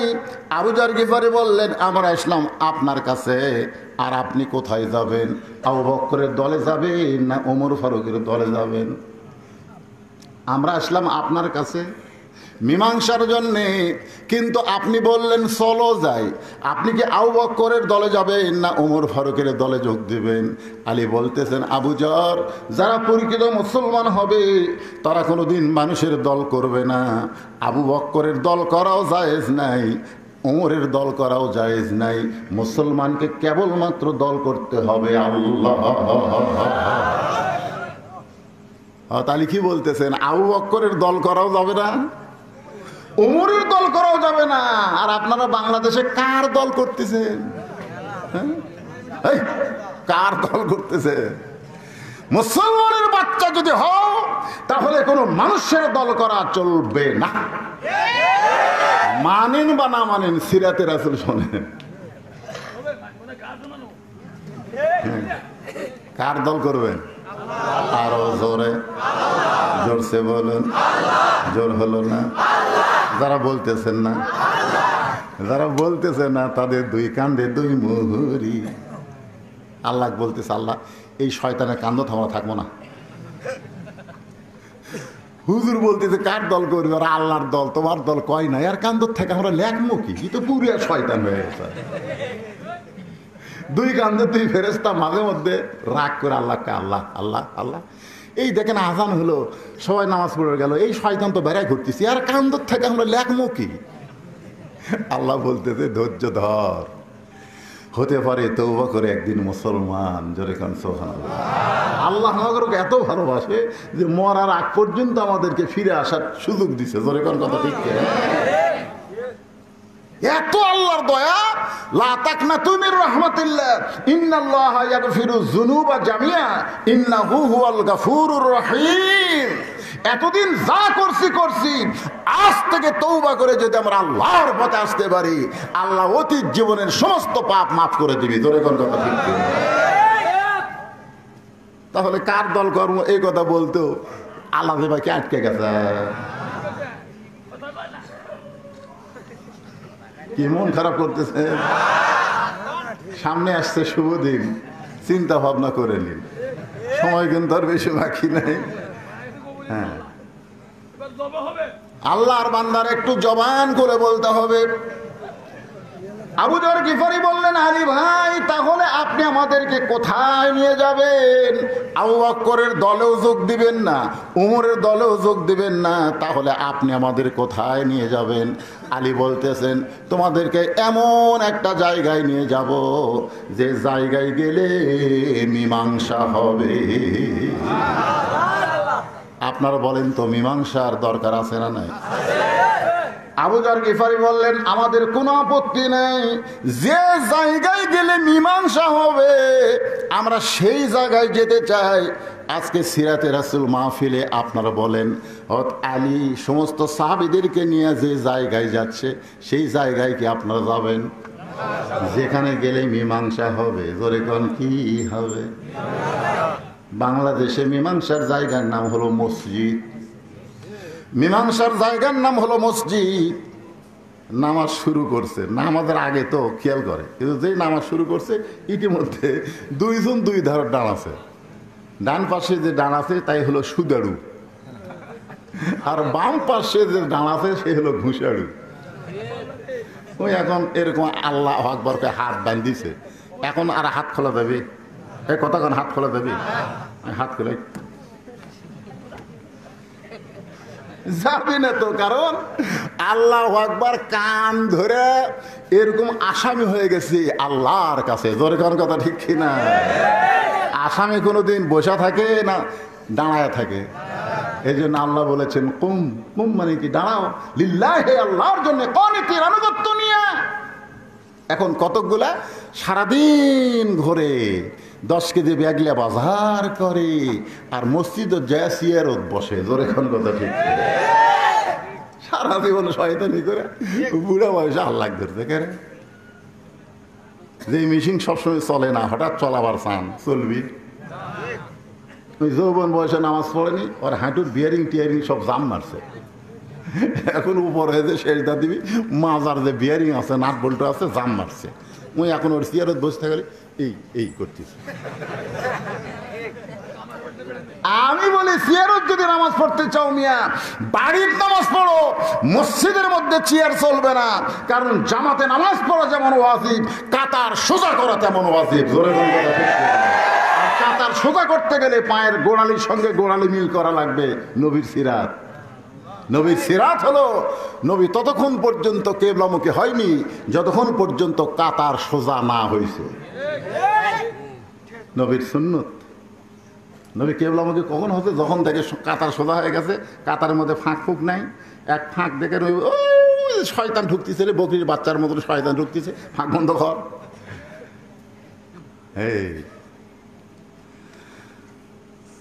তাহলে আল্লাহ কোরআনে কি বললেন? কুম, কুম মানে কি দাঁড়াও। জোরে কোন কি করো? দাঁড়াও। লিল্লাহি কানিতিন, আল্লাহর আনুগত্য নিয়ে ওই দাঁড়াইছে, আনুগত্য নিয়ে হাত বান্ধিছে, কিন্তু একটু চোখ টিরা করে দেখে সুদারু ঘুষারু। এখন যে ব্যক্তি 1 টাকা সুদ খায়, কয় টাকা? 100 টাকা নয়, 1 টাকা যে ব্যক্তি সুদ খায়, নিজের গর্ভধারিণী মায়ের সাথে 42 বার জিনা করার পাপ হয়। সেই সুদারু আর ডান পাশে দাঁড়াছে, কেবল সালাম ফিরেছে, সালাম ফিরাতেই দুইজনের হাত খপ করে ধরছে। দুইজনে বলতেছে, কে ভাই হাত ধরলি কেন? এই কথাগুলো শোনো, হাত ধরলি কেন? তাহলে ভাই একসঙ্গে কাতারবদ্ধ হয়ে নামাজ পড়লাম ভাই রে, তোমরা আমার ভাই, একসাথে জান্নাত যাবার চাই, এই জন্য হাত ধরছি ভাই, একটু খাড়া হও, কোলাকুলি করি। তো ঘুষা বসা থসে সুদারু তুলিছে, তুলা কোলাকুলি করতেছে, কোলাকুলি করতে করতে কানে কানে বলতেছে, তুই বলে সুদ খাস, তুই বলে সুদ খাস। ওই তখন খালি নিচের দিকে তাকাচ্ছে, নিচের দিকে তাকায় মনে মনে বলতেছে, এমন জায়গা তুই ধরলু রে, এই ধরা খালি রাস্তার ধরলে তোর আমি চাপা ফাটাতাম, তোর এখন কথা ঠিক কিনা, কিন্তু এমন জায়গাতে আমার ধরলি যেখানে মিথ্যা বলা যাবে না। আমাদের বাংলাদেশে তারা নামাজ পড়ে না, তারাও ঝগড়া লাগলে বলে বিশ্বাস যদি না করিস মসজিদ ছুঁয়ে কব, সব বিশ্বাস না করিস সব মসজিদ ছ। আমি বললাম কে রে নামাজ পড়িস না, মসজিদের কি বুঝিস? নামাজ না বললে কি হবে হুজুর, মসজিদ আল্লাহর ঘর, এটা আমরা বিশ্বাস করি। সুবহানাল্লাহ। সমস্ত সাহাবী হযরত আলীর পিছনে পিছনে রওনা দিল। হযরত আলী একটা ঘরের দরজায় এসে থমকে দাঁড়ালেন, যে ঘরটা হলো উম্মাহাতুল মুমিনিন মা আয়েশার ঘর, যেই ঘরে আল্লাহর নবী এখনো আছে। জোরে কোন সুবহানাল্লাহ। এখনো যেই ঘরে নবী আছে সেই ঘরের দরজায় দাঁড়ালেন হযরত আলী উম্মাহাতুল মুমিনিন মা আয়েশার ঘরের দরজায়। এমন সময় আবু বকর দৌড়ে এসে আলীর ডান হাতখানা ধরে বলতেছে, এত পরে আসলে কেন, এত পরে আসলে কেন? নবী দুনিয়া থেকে বিদায় নিয়েছে, নবীকে দাফন করা লাগবে। কারণ নবী বলেছেন তিনটা কাজ তোমরা দেরি করবা না, তিনটা কাজ তোমাদের দেরি করা চলবে না। এক নম্বর হলো মানুষ মারা গেলে তাকে তাড়াতাড়ি দাফন করা লাগবে। দুই নম্বর হলো তোমাদের ছেলে মেয়ে যখন যুবক যুবতী হবে, 18-22 না, যুবক যুবতী যখন হবে, অকাম করার আগে বিয়ার কাম করা লাগবে। কাম করার আগেই সরকারি বয়স দিয়েছে ছেলেকে 22, মেয়েকে 18। আরে বাল্য বিয়া, বাল্য বিয়া কাক কয়? এই বাল্য বিয়া কাক কয়? ওই 18 বছর থেকে 13 বছরের মেয়ের সাথে প্রেম করতেছে, এইখানে সরকারের কোনো বাধা নাই। বিয়ে হলো হালাল জিনিস, এখানে বাধা। যখন কথা ঠিক যুবক যুবতী হবে, আল্লাহ রাসূল বলতেছেন ছেলে মেয়ে যখন বিয়ের বয়স হবে বিয়া দিতে দেরি করা যাবে না। 3 নম্বর হলো, কয়টা করলাম? একটা হলো মানুষ মারা গেলে সঙ্গে সঙ্গে দাফন করতে দেরি করা যাবে না। 2 নম্বর হলো ছেলে মেয়ে যখন বিয়ের বয়স হবে বিয়া দিতে দেরি করা যাবে না। আর 3 নম্বর হলো কোনো ঋণগ্রস্ত মানুষ টাকা হাতে আসার সাথে সাথে ঋণ পরিশোধ করতে হবে। কটা? 3টা কিন্তু রাসূলের সিরাত সুন্নত, খুব খেয়াল করবেন। আবু বকর বলতেছে, আলী ভাই সেই শবে সাদিকের সময় নবী দুনিয়া থেকে বিদায় নিয়েছে, নবীকে দাফন করব কিন্তু পারতেছি না উমরের কারণে। তুমি যদি আমার সঙ্গে থাকো, উমরের বাপেরও ক্ষমতা নাই বাধা দিবার পারে। আপনারা বলেন তো, আলী যদি আবু বকরের সঙ্গে যায়, উমর ফারুক বাধা দিবার পারবে? তরবারি বার করবি, আলী কবি আয় আয়, দেহ থেকে মাথা কাটবো আয়। এক উমর লয়, 100 উমরও হযরত আলীর চেহারা দেখলে ডায়রিয়া শুরু হবে। ধরে গেল ঠিক না? কারণ আলী শুধু আলেম না, আলী হচ্ছে আসাদুল্লাহিল গালিব। কোন যুদ্ধ? এই কোন যুদ্ধ? কামুজ দুর্গের দরজা, বুঝলেন? যে দরজা 10 জন 20 জন 50 জন মানুষ লড়াবার পারে না, সেই দরজা ঢাল বানাচ্ছে। সুবহানাল্লাহ কবেন না? হযরত ওমর ফারুক দৌড়ে এসে হযরত আলীর বাম হাত ধরে বলতেছে, আলী ভাই আপনি একজন জ্ঞানী মানুষ, এত দেরি করলেন কেন? আবু বকর বলতেছে, রাসূল বিদায় নিছে, দাফন করতে চাই। আমার বিশ্বাস রাসূল কোনোদিন বিদায় নিতে পারে না, আপনি আমার দলে চলে আসেন। আলী বলতেছেন, আপনারাই হলেন 1 নম্বর 2 নম্বর, আবু বকর হচ্ছে 1 নম্বর, উমর ফারুক কয় নম্বর? আপনারাই হলেন 1 নম্বর 2 নম্বর। আপনারাই যদি ভেজাল করেন তাহলে সাধারণ মানুষ কি করবে? আজকে নবী নূরের তৈরি না মাটির তৈরি, এটা 20 বছর আগে সাধারণ মানুষ জানতো না, কিন্তু আলেমরাই ভেজাল শুরু করে দিয়ে সাধারণ মানুষের মন বিগড়ে দিয়েছে। ধরে কোন কথা ঠিক? আপনারাই আলেম, রাসূল নূরের না মাটির, ঘরের মধ্যে সমস্যার সমাধান করেন। এ কোরআনের মাহফিল এসে হাজার হাজার মানুষের সামনে কেন বলবেন রাসূল মাটির তৈরি, কেন বলবেন রাসূল নূরের তৈরি, কেন বলবেন? যেখানে 70,000 নূরের পর্দা, ফেরেশতা জিবরাইলকে আল্লাহ বলতেছে এক ধাপ যদি সামনে যাও তোমার অস্তিত্ব পুরা হবে ছাই। জিবরাইল কয় আল্লাহ আমি নূরের তৈরি, আর নূরের পর্দার মধ্যে আমি ছাই হব কেন? রাসূল যখন একা একা চলে যাচ্ছে 70,000 পর্দার দিকে, জিবরাইল বলতেছেন ইয়া রাসূলুল্লাহ, মানুষ হলো মাটির তৈরি, জিন হলো আগুনের তৈরি, আর ফেরেশতা হলো নূরের তৈরি, আপনি কিসের তৈরি গো নবী? আপনি যদি আমাকে একটু বলতেন। ফেরেশতা জিবরাইলের কথা শুনে নবী বলতেছে, জিবরাইল আমি কিসের তৈরি সেটা আমি জানি না, যিনি আমাকে তৈরি করেছেন সে আল্লাহ ভালো জানে। এই কথা যদি বক্তারা বলে কোনো ফিতনা হবে? তা আপনি হলেন আবু বকর 1 নম্বর, উমর আপনি হচ্ছেন 2 নম্বর, আপনার দুইজন গ্যাঞ্জাম শুরু করছেন, এখন 2 দল হয়ে গেছে। আবু বকর বলে আলী তাহলে কি করব? উমর ফারুক বলতেছে আলী তাহলে এখন কি করব? আলী বলতেছেন যেই ঘরের মধ্যে নবী আছে, যেই ঘরের মধ্যে নবী আছে এই ঘরের মধ্যে আমাদের ঢুকতে হবে, কারণ ভিতরে না ঢুকলে বাহির থেকে ফতুয়া দেওয়া যাবে না। আগে ভিতরে ঢুকে দেখা লাগবে, তদন্ত করা লাগবে নবী বিদায় নিছে না ঘুমায় আছে, এটা তদন্ত করা লাগবে। বাহির থেকে ফতুয়াবাজি চলবি না। জোরে কোন কথা ঠিক কিনা? কোরআন দেখো, রাসূলের হাদিস দেখো, কোনটা সহি কোনটা গায়রে সহি, ঈদে মিলাদুন নবী না সিরাতুন নবী, কোনটা জায়েজ কোনটা হারাম, এটা কোরআন হাদিস দিয়ে আমাদের বুঝতে হবে, যাচাই করা লাগবে। জোরে কোন কথা ঠিক কিনা? ভিতরে ঢোকেন, বাইরে থেকে চিল্লাচিল্লি করেন, ভিতরে ঢোকার প্রয়োজন আছে না নাই? সারাদিন ভিক্ষা করে 2 কেজি চাউল পায়, বউ কয় তোমার সারা জীবন ভিক্ষা করে তাও কিছু হবি না। তো স্বামী কয় তাহলে কি করবো? কয় ভিতরে ঢোকেন। স্বামী কয় কার ভিতরে? কয় বাদশাহ শাহজাহানের রাজ দরবারের ভিতরে ঢোকেন। খালি বাদশাহ শাহজাহানের কাছে নিজের গরিবের কথা কয়া দেখেন, এমন দেওয়া দিবি 2-4 বছর বসে থাকে খাবে। এ বেরিয়া ঘোরেন ওই বইয়ের বুদ্ধি সুরে বাদশাহ শাহজাহানের কাছে যাবি, যে দিকে বিশাল দরজাতে একজন দারোয়ান লাঠি নিয়ে খাড়া গাছ, ফকির দিকে লাঠি তুলছে, কোন দিকে আসিস? এটা হলো বাদশাহ শাহজাহানের রাজ দরবারের দরজা।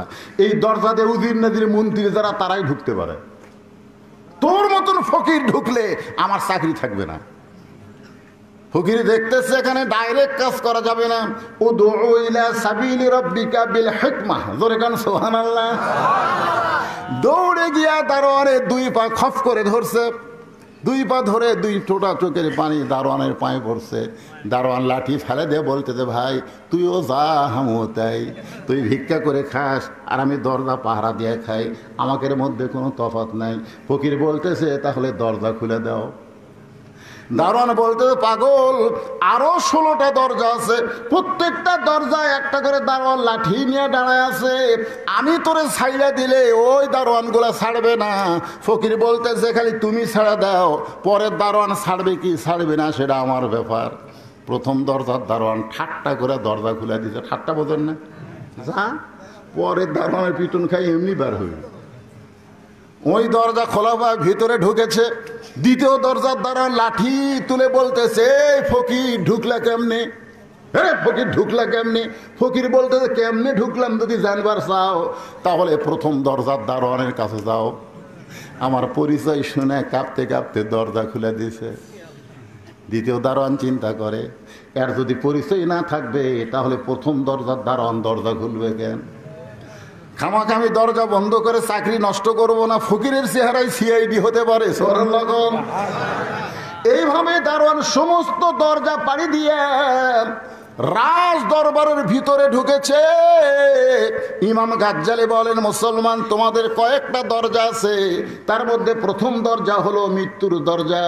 মৃত্যুর দরজায় কলেমা পড়তে পড়তে, কলেমা শাহাদত পড়তে পড়তে যদি মরতে পারো, কবর বলো, হাসর বলো, মিজান বলো, পুলসিরাত বলো, আর কোনো দরজায় তোমাদেরকে আটকানো হবে না। অফুতিহাত আবু আবুহা সালামুন আলাইকুম তিবতুম ফাদখুলুহা খালিদিন। একে রাজ দরবারের মধ্যে ফকির। প্রধানমন্ত্রীর সাথে দেখা, প্রধানমন্ত্রী বলতেছে, কি বলি, এতগুলো দরজা পাড়ি দিয়ে যেই বেটা ভিতরে ঢুকছে, কি বলি। ফকির বলতেছে, মুখ বন্ধ করে আসিস করে, বাসা সাধান কুটি। প্রধানমন্ত্রী চমকে উঠছে, ওরে সর্বনাশ, আমরা সম্রাট জাহাপনা বলে সম্বোধন করি, আর এই বেটাকে বাসা সাধান কুটি।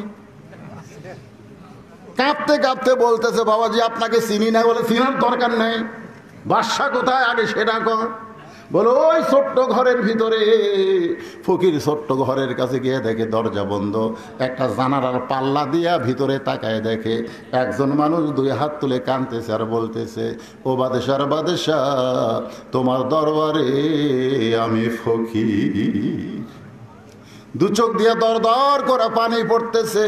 ফকির মনে মনে কয়, এতদিন বাহির থেকে মনে করেছিলাম বাদশা শাহজাহান, কিন্তু আজকে ভিতরে ঢুকে দেখলাম তুইও যা আমিও তাই। এটা ভিতরে না ঢুকলে বোঝার উপায় নাই। জোরে কোন কথা ঠিক কিনা? ফকির চিন্তা করে, এতদিন বাহির থেকে মনে করেছিলাম বাদশা শাহজাহান, কিন্তু আজকে ভিতরে ঢুকে দেখলাম তুইও যা আমিও তাই। তুইও ফকির, আমিও ফকির। আর ফকিরের কাছে ফকির ভিক্ষা চাবে না। তুই যার কাছে দুই হাত তুলে কাঁদতেছিস, আমিও তার কাছে ভিক্ষা চাইতে চাই। কারণ ভিতরে না ঢুকলে আসল বাদশার খবর পাবেন না। কোরআনের ভিতরে ঢোকেন।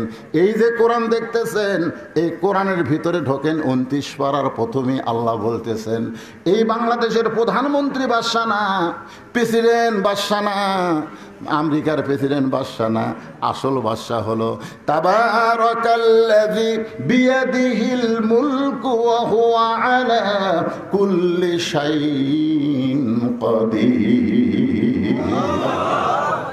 বাইরে থেকে আপনি কোন দাফন কর্ম, আর আপনি বলতেছেন যদি বলে কেউ বিদায় নিয়েছে তার দেহ থাকবে মাথা থাকবে না।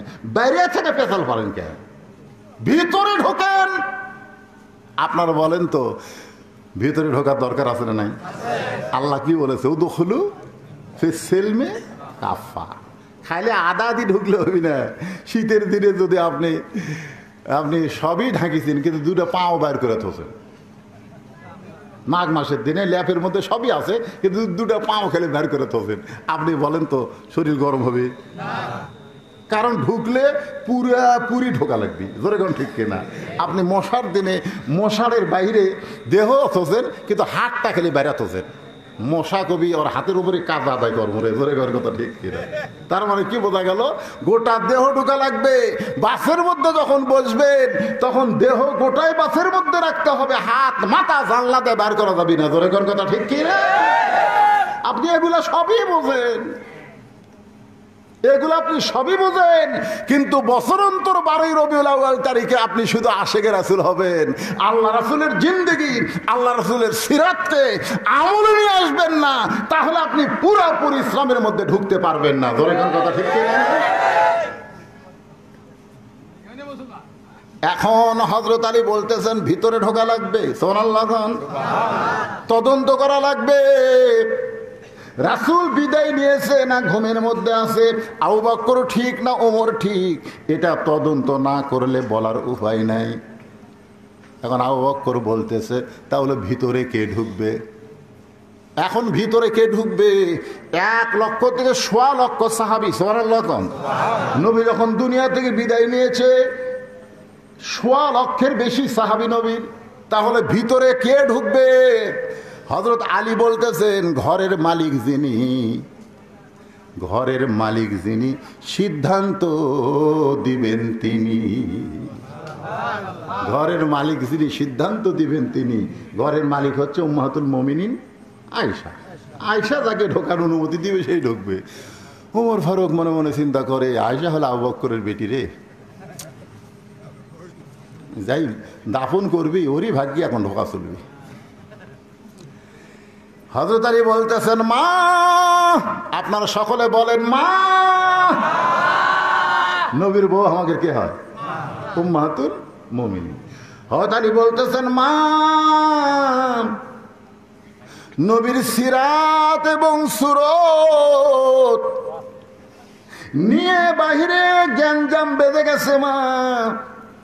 এখন আপনার কাছে আমরা সিদ্ধান্ত চাচ্ছি, নবী বিদায় নিছে না ঘুমের মধ্যে আছে, এরা তদন্ত করার জন্য একজন সাহাবী ঢুকবে। আপনি এখন কাকে সিদ্ধান্ত করবেন? মা আয়েশা হিকমতের সাথে বললেন, নবীর মাদ্রাসার ১ নম্বর ছাত্র যিনি, তদন্তের দায়িত্ব পাবেন তিনি। ৬ লক্ষ হাদিসের হাফেজা। সুবহানাল্লাহ। এই শালা আসাদ নূর কয় যে ৬ বছর বয়সে নবী আয়েশাকে বিয়ে করছে। কে রে শয়তান, তুই জানিস না?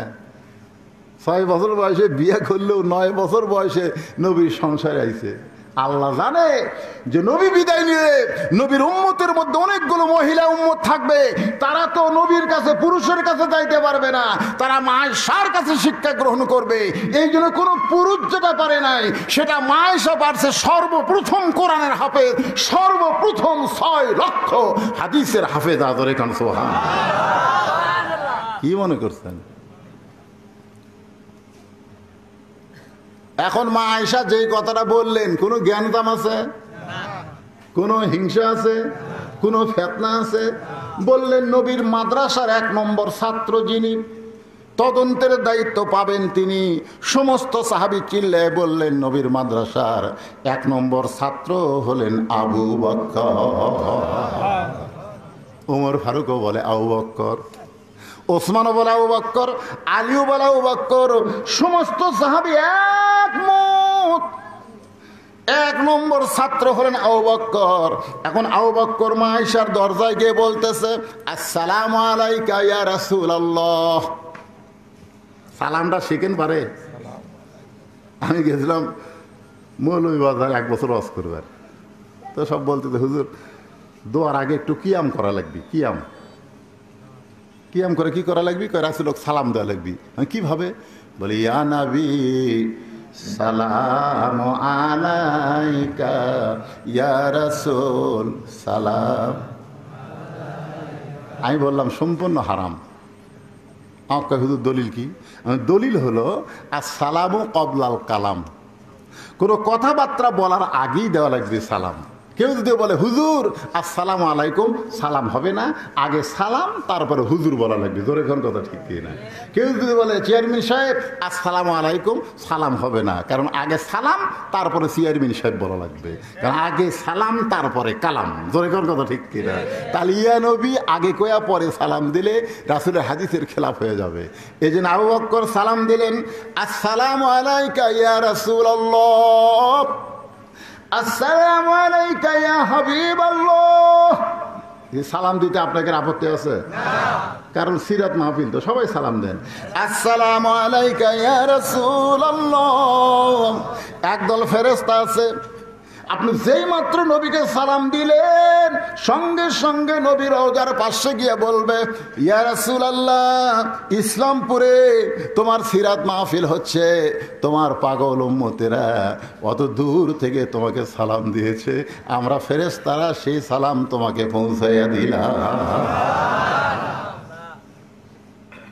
3 বার সালাম দিছে, আসসালামু আলাইকা ইয়া শাফিউল মুসলিমিন। সুবহানাল্লাহ বলে।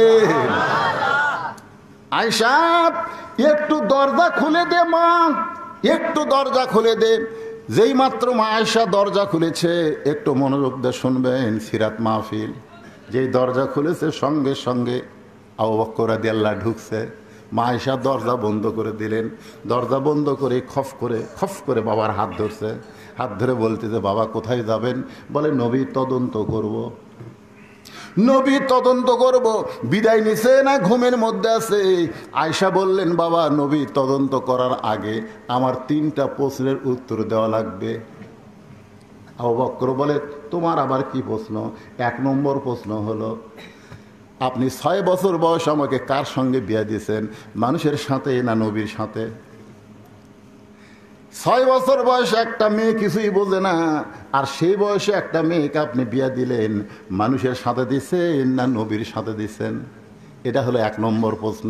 2 নম্বর প্রশ্ন হলো, ও বাবা 6 বছর বয়সে আয়েশাকে বিয়ে দিলেন নবীর সাথে, এটা আয়েশার জন্য দিছেন না আপনার জন্য দিছেন?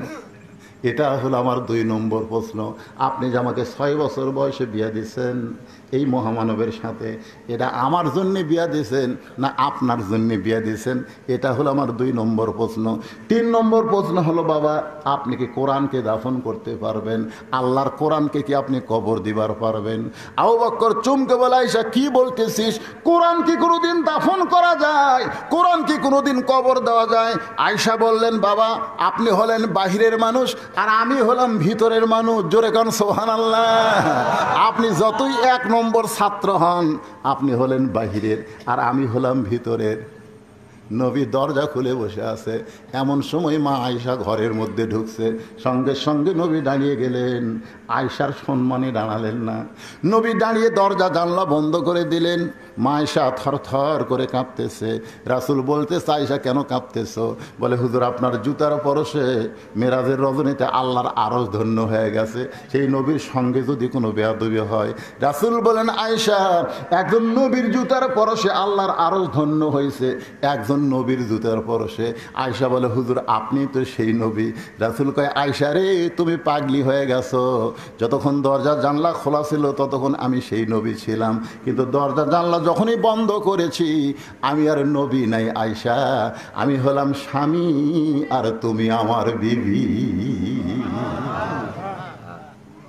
কাঁপো কেন? আসো আসো। মা আয়েশা দৌড়েছে নবীর বুকের মধ্যে মাথা ঢুকায় বলতেছে, আল্লাহ রে এতদিন জানতাম আমার নবী বিশ্ব নবী, আজকে নিজের চোখে দেখলাম আমার নবী হলেন পৃথিবীর শ্রেষ্ঠ স্বামী। জোরে কোন সুবহানাল্লাহ। নবী বুকের মধ্যে নিয়ে আস্তে করে পিঠের উপর একটা ঠাসি দিছে। নিজের বউকে বুকের মধ্যে নিয়ে পিঠে ঠাসি দেওয়া সুন্নত, সিরাত শুনবেন না? কয়দিন ঠাসি মারছেন? আমি কিন্তু নিজের বউয়ের কথা কছি। আবার 14 ফেব্রুয়ারিতে প্রেমিকা ঠাসি মারেন না, নিজের বউ বুকের মধ্যে লিয়ে দেখেন, কথা দিয়ে আর সিরিয়াস শোনেন, একটু ঠাসি ঠাসি মারতে যেই সঙ্গে সঙ্গে আল্লাহ কয়, জিবরাইল এ জিবরাইল, জিবরাইলকে আল্লাহ লব্বাইক, আমি আপনার কাছে আছি তো। কি কন? তাড়াতাড়ি কোরআন নিয়ে নবীর কাছে যা। নবী ঘরের মধ্যে যে আমল শুরু করছে, আমি আল্লাহর আরশ পর্যন্ত খুশি হয়ে গেছে। জোরে করছে জিবরাইল চমকে গেছে, কিন্তু নবী কি আমল করে না, যে আমল করার কারণে আল্লাহর আরশ খুশি। আল্লাহ কয় তাড়াতাড়ি নবীর কাছে যা। ফেরেশতা জিবরাইল কোরআনে আয়াত নেয়, নবীর ঘরের বাইরে সালাম দেয়, আসসালামু আলাইকা ইয়া রাসূলুল্লাহ। কোনোদিন কিন্তু জিবরাইল বলেনি আসসালামু আলাইকুম ইয়া রাসূলুল্লাহ, কোনোদিনও বলেনি। আমাকে সালাম দিবেন আসসালামু আলাইকুম বলা লাগবে, আর নবীকে সালাম দেবেন আসসালামু আলাইকা বলা লাগবে। আরবিতে 1 বছর 2 বছর বহু বছর আছে। কা হলো 1 বছর, কুমা হলো 2 বছর, আর কুম হলো বহু বছর। আমাকে সালাম দিতে আসসালামু আলাইকুম বলতে হবে, কারণ আমি একলা না, আমার 2 কান্দে 2টা ফেরেশতা আছে। সুবহানাল্লাহ বলে। আর নবীকে সালাম দিতে কা বলার কারণ হলো নবী একলাই, নবীর কান্দে কোনো ফেরেশতা নাই। যেই নবীর পায়ের তালুতে জিব্বা বের করে জিবরাইল সুরবুরি দিয়েছে এতন করে মেরাজে নিয়ে যায়, সেই নবীর কান্দে চড়ার যোগ্যতা কোনো ফেরেশতার নাই। ধরে সৈয়দ রাসূল তো বহু শুনছেন, এই পয়েন্ট শুনছেন। একবার হযরত বেলাল বলতেছে, ইয়া রাসূলুল্লাহ আমরা কবরে গেলে মুনকির নাকির আমাকে 3টা প্রশ্ন করবে। জোরে কোন কয়টা? কিন্তু আপনি যখন কবরে যাবেন মুনকির নাকির আপনাকে কয়টা প্রশ্ন করবে? আল্লাহ রাসূল বললেন, বেলাল তোমার ধারণা কি? বেলাল বলতেছে, ইয়া রাসূলুল্লাহ আমার ধারণা হলো আপনাকে 2টা করবে। রাসূল বললেন কোন দুটা করবে? বলে মান রব্বুকা ওয়া মা দীনুকা, এই দুইটা প্রশ্ন আপনাকে করবে, কিন্তু ওমান নাবিউকা প্রশ্ন আপনাকে করবে না, কারণ আপনি শুধু নবী না, আপনি হলেন ইমামুল আম্বিয়া। আল্লাহ রাসূল বললেন বেলাল, মানুষ মরে গেলে কবরে গেলে মুনকির নাকির তাকে প্রশ্ন করবে, কিন্তু আমার যদি মৃত্যু না হয় রে বেলাল, তাহলে আমাকে কেমনে প্রশ্ন করবে? এ কথার দ্বারা বোঝা যায় আমাদের নবী মরা নবী না, আমাদের নবী হলেন হায়াতুন নবী। আল্লাহর বান্দার একটু মনোযোগ দিয়ে শুনবেন। বড় কষ্ট করে মেহনত করে যুবকেরা সিরাত মাহফিল করতেছে, সেই নবী সম্পর্কে আমাদের জানার দরকার আছে না নাই? জোরে জোরে আছে না নাই? মা আয়েশা 3টা প্রশ্ন করছে। ও বাবা, তৃতীয় প্রশ্ন হলো আপনি কি কোরআন দাফন করতে পারবেন? আবু বকর চমকে বলে আয়েশা, কোরআন কি কোনোদিন দাফন করা যায়? আয়েশা বলতেছে বাবা, আপনি হলেন বাহিরের মানুষ, আপনি ভিতরের খবরও জানেন না। ভিতরের খবর হলো আল্লাহর কোরআনও যেমন, আল্লাহর নবীও হলো তেমন। আবু বকর বলে আয়েশা, তোর প্রশ্নের উত্তর দেওয়ার প্রস্তুতি আমি নেই নাই। সুবহানাল্লাহ। তুই যে আমাকে 3টা প্রশ্ন করবি, 6 লক্ষ হাদিসের হাফেজা, আমি কি এত জ্ঞানী নাকি? আমি তোর প্রশ্নের উত্তর এখন দিতে পারবো না। এখন নবী তদন্ত করা লাগবে আয়েশা, কারণ লক্ষ সাহাবী বাহিরে অপেক্ষা করতেছে। আয়েশা রে, নবী তদন্ত করা লাগবে। এই কথা বলে যখন এক ধাপ সামনে যায়, এমন সময় একটা জান্নাতের কান্না কানে আসতেছে। কে যেন করুণ স্বরে কাঁদতেছে, ওই কান্না যেন আল্লাহর জান্নাত থেকে আসতেছে। আবু বকর বলে আয়েশা,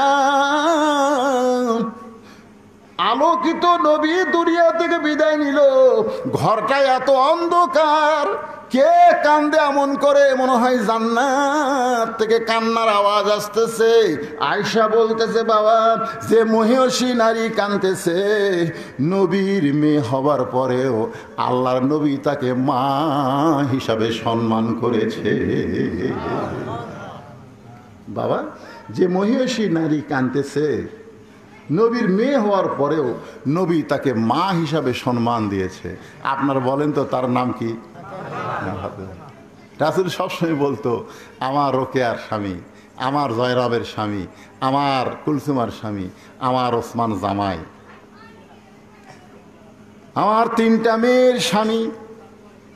হাসান হোসেন নানার গলা ধরে বলতো না, তাহলে আমার মা কি আপনার মেয়ে না? আপনি খালাদের কথা বলেন যে ওইটা কুলসুম আমার মেয়ে, জয়নাব আমার মেয়ে, রোকে আমার মেয়ে, তাহলে ফাতেমা আপনার কে গো? না, আমরা গরিব বলে আমার মাকে কি আপনি মেয়ে বলে স্বীকার করেন না? আল্লাহ রাসূল হাসান হোসেনকে বুকের মধ্যে নিয়ে বলে, ভাই রে, তোদের মা আমার মেয়ে না, তোদের মা হলো আমারও মা।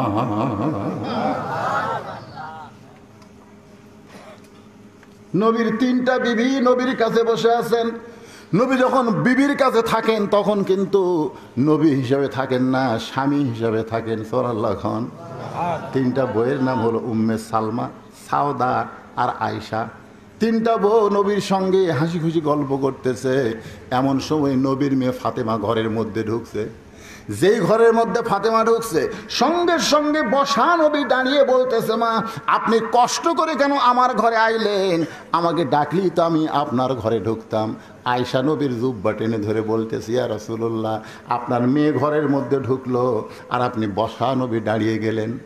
আপনি তাকে মা সম্বোধন করলেন, আপনি সম্বোধন করলেন, ও নবী গো, এমন করে কেন সম্মান করলেন? আল্লাহ রাসূল বললেন, আয়েশা, দুনিয়ার সবাই জানে ফাতেমা আমার মেয়ে, কিন্তু আমি নিজের চোখে দেখেছি ফাতেমা হইল আমার মা। আয়েশা 6 লক্ষ হাদিসের হাফেজা, নবীকে চেপে ধরে বলতেছে, ইয়া রাসূলুল্লাহ, ফাতেমা আপনার মেয়ে আমরাও জানি, মা হইল কেমনে, একটুকু আমাদের বলবেন না? আল্লাহ রাসূল বললেন, তাহলে শোনো, তাইফের ময়দান থেকে সিরাতে রাসূল, তাইফের ময়দান থেকে রক্তমাখা শরীর নিয়ে কলেমার দাওয়াত দিয়ে নবী আমার গোটা দেহ রক্তাক্ত করছে। আজকে বাংলাদেশে কলেমার দাওয়াত দেয়, যদি বলে ভাই কিসের দাওয়াত, কয় কলমার দাওয়াত দেই। কয় বছর হলে দাওয়াত দেন, বলে আমার 20 বছর হয়ে গেছে, 20 বছর কলমার কাজ করতেছি। দিকে পাঞ্জাবি খোলেন তো কোনো দাগ আছে নাকি? পাঞ্জাবি খুলে দেখে তেল তেলা, তাহলে কি কলমার দাওয়াত দে? তেল তেলা শরীর কেড়ে। সারা জীবন ডিসি আসিল, এসপি আসিল, বুড়া বয়সে দেখে সুদের টাকা ঘুষের টাকা খাইয়া ডাকাত কয়েকটা বাড়ি বানায়, এখন সিল্লাত বের হসে, জোরে ঘনকাত বের হসে। আল্লাহর বান্দারা একটু মনোযোগ দিয়ে শোনেন।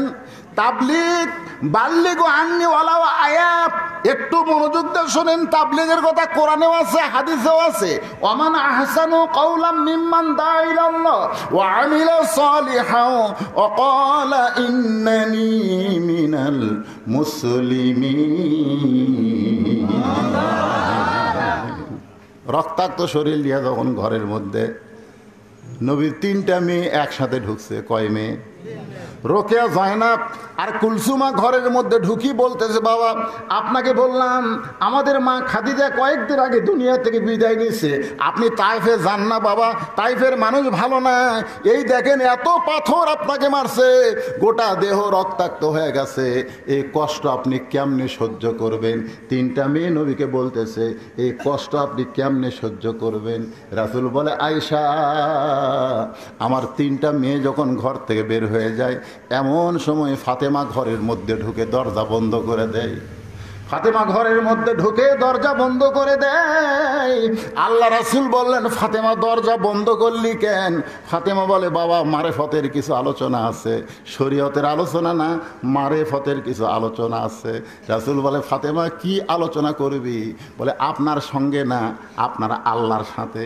আপনার আল্লাহ ইব্রাহিম নবীর জন্য নমরুদের আগুনের চুলা শান্তির বাগান বানায় দেয়। আপনার আল্লাহ মুসা নবীর জন্য সাগরকে রাস্তা বানায় দেয়।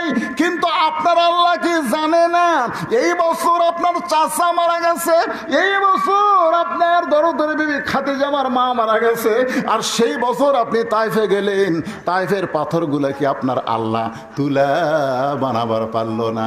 ওরা পাথর মারলো, কিন্তু এই পাথর যদি আপনার গায়ে তুলা হয়ে লাগতো তাহলে গা দিয়া রক্ত বের হতো না।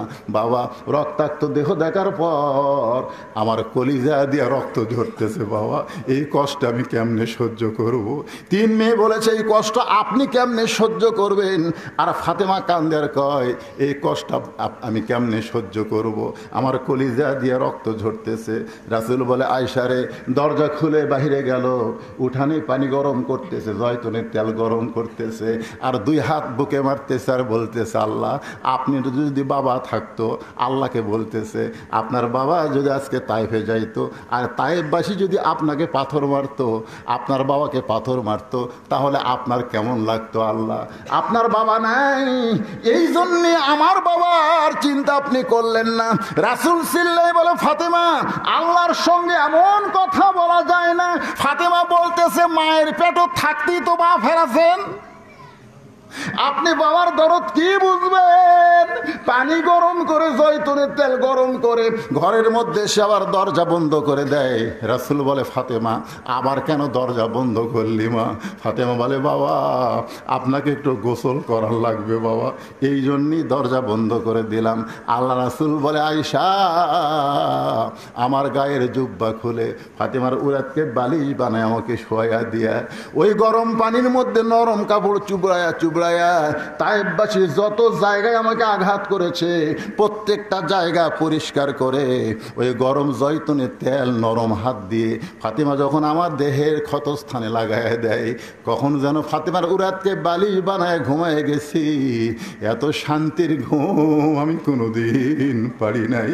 ওই ঘুমের মধ্যে স্বপ্নে দেখি আমার মা আমিনা এসে আমার শিওরের পাশে দাঁড়ায় দাঁড়ায় কান্দে। 6 বছর বয়সে যেই মা বিদায় হয়ে গেছে, সেই মা যখন কাঁদতেছে, আমি স্বপ্নের মধ্যে বললাম, মা আপনি যখন সন্তানকে দেখতে আইছেন, আপনাকে আর ছাড়বো না। এই বলে মা বলে যখন খপ করে হাত ধরেছি, এমন সময় ফাতেমা আমার কপালে চুমা দেয়। ফাতেমার চোখের গরম পানি আমি নবীর চোখের মধ্যে ঢুকে যায়। আমি বললাম, মা তুই খালি কান্দিস কেন মা? ফাতেমা বলে, বাবা আপনি স্বপ্ন দেখছেন, আপনি স্বপ্নে মা বলে আমার হাতটা চাইপা ধরেছেন। এই দেখেন বাবা, এখনো পর্যন্ত আমার হাতটা তো আপনি চাইপা ধরে বসে আছেন। আল্লাহ রাসূল বলে, ফাতেমা স্বপ্নে মা বলে যদি তোর হাত চাইপা ধরি, তাহলে তুই শুধু আমার ফাতেমা না, তুই হইলি আমার মা আমেনা। আবু বকর বলতে চাইছেন, আমি যে নবী তদন্ত করার জন্য ঢুকেছি। আয়েশা বললেন, ফাতেমা তুমি হলো পর্দানিশী, আমার বাবা হলো পরপুরুষ। আমার বাবা যখন নবী তদন্ত করবে, তুমি একটু অন্দর মহলে যাও, জোরে কোন সুবহানাল্লাহ। আবু বকর 1 নম্বর মানুষ, সে মানুষ হলো পরপুরুষ, জোরে কোন কি পুরুষ? কথা কয় না, কি পুরুষ? এখন আমাদের বাংলাদেশে অনেক মুরিদের বইয়ের কাছে পীর সুপুরুষ, মুরিদের বইয়ের কাছে পীর বাবা। এটা বাবা, এটা বাবা, বাবা। আবু বকরের মতন 1 নম্বর মা বোনেরা যারা পর্দা আছেন শোনেন,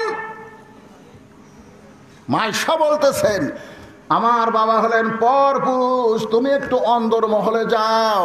কারণ দুনিয়াতে যত নারী আছে, সমস্ত নারীর পর্দা একত্র করলে মা ফাতেমার পর্দার সমান হবে না, জোরে কোন ঠিক কিনা?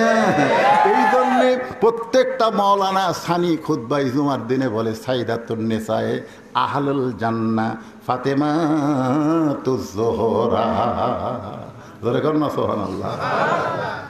গভীর রাত্রে আলীকে বুকের মধ্যে নিয়ে ফাতেমা কাঁদতেছে। আলী কয়, কান্দো কেন? স্বামীকে বুকের মধ্যে নিয়ে কেউ কান্দে?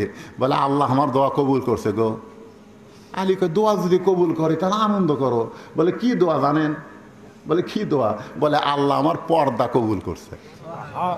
আল্লাহ আবার বলছে পর্দার মধ্যেই ফাতেমা তোমার মৃত্যু হবে। আমি বলতেছে আনন্দ করো, যে সারা জীবন পর্দা করলো, পর্দার মধ্যেই তার মৃত্যু হবে, এটা তো ভালো। অনেক লোক সারা জীবন পর্দা করে অ্যাক্সিডেন্ট করে যখন রাস্তায় কোনো মেয়ে মানুষ মরে, গোটা শরীর উলঙ্গ হয়ে যায়। জোরে করে কথা আপনার হয়, শুধু মেয়ে মানুষ কেন, পুরুষ মানুষ অ্যাক্সিডেন্ট করে দেখবেন পরনের কাপড় থাকে না, অঙ্গ প্রত্যঙ্গ সব বার হয়ে যায়। আমরা কোনো সময় বলবো না যে আল্লাহ আমরা ভালো থাকলাম দুনিয়াতে, মরার সময় বেসাইদ হয়ে মরি, এটা আমরা বলবো না। আমরা মরার সময় যেন সুন্দর হয়ে মরি, মুসলমান হয়ে মরি, ধরে কোন কথা ঠিক কিনা? ফাতেমা বলে, স্বামী গো, কান্দার কারণ হলো পর্দার মধ্যে আমার মৃত্যু হবে, সেই মৃত্যুটা আজকে রাতে আল্লাহ দিয়া দিবে।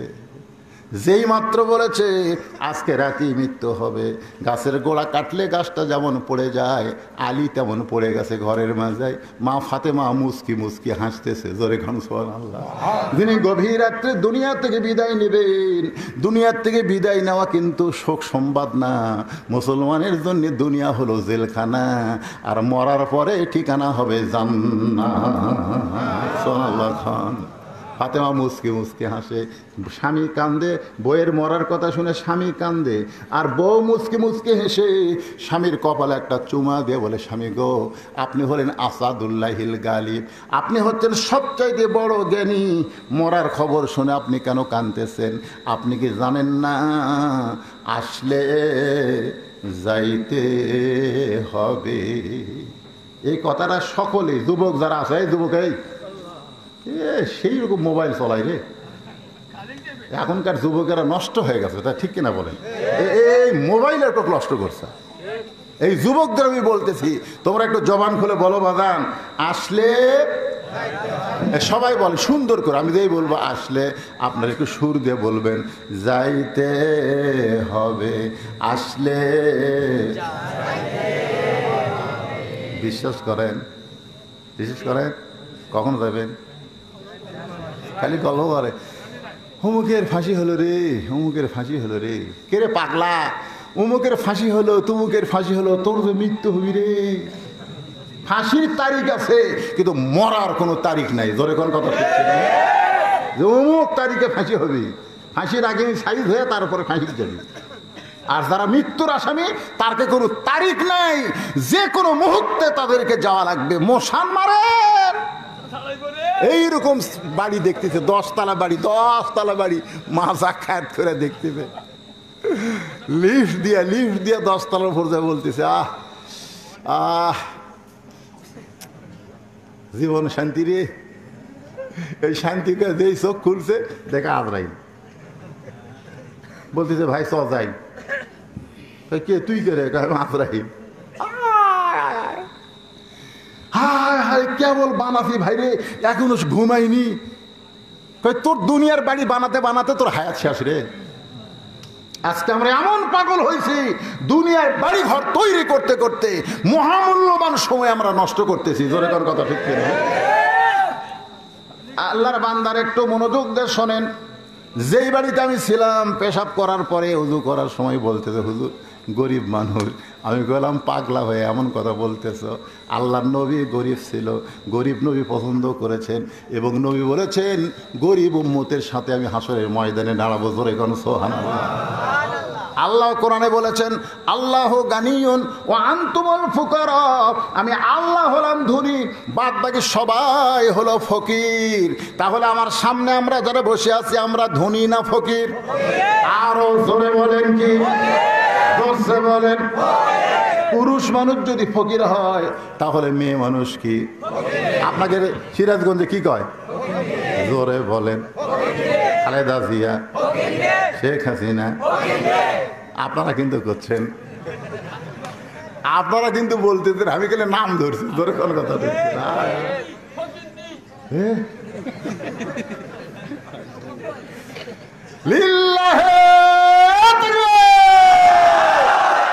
কোরআনের পক্ষে কথা বলতে আল্লাহর বান্দাদের কোন আপত্তি নাই, সে প্রধানমন্ত্রী হোক আর সাবেক প্রধানমন্ত্রী হোক। জোরে কোন কথা ঠিক না? এরাই তো আল্লাহর বান্দা।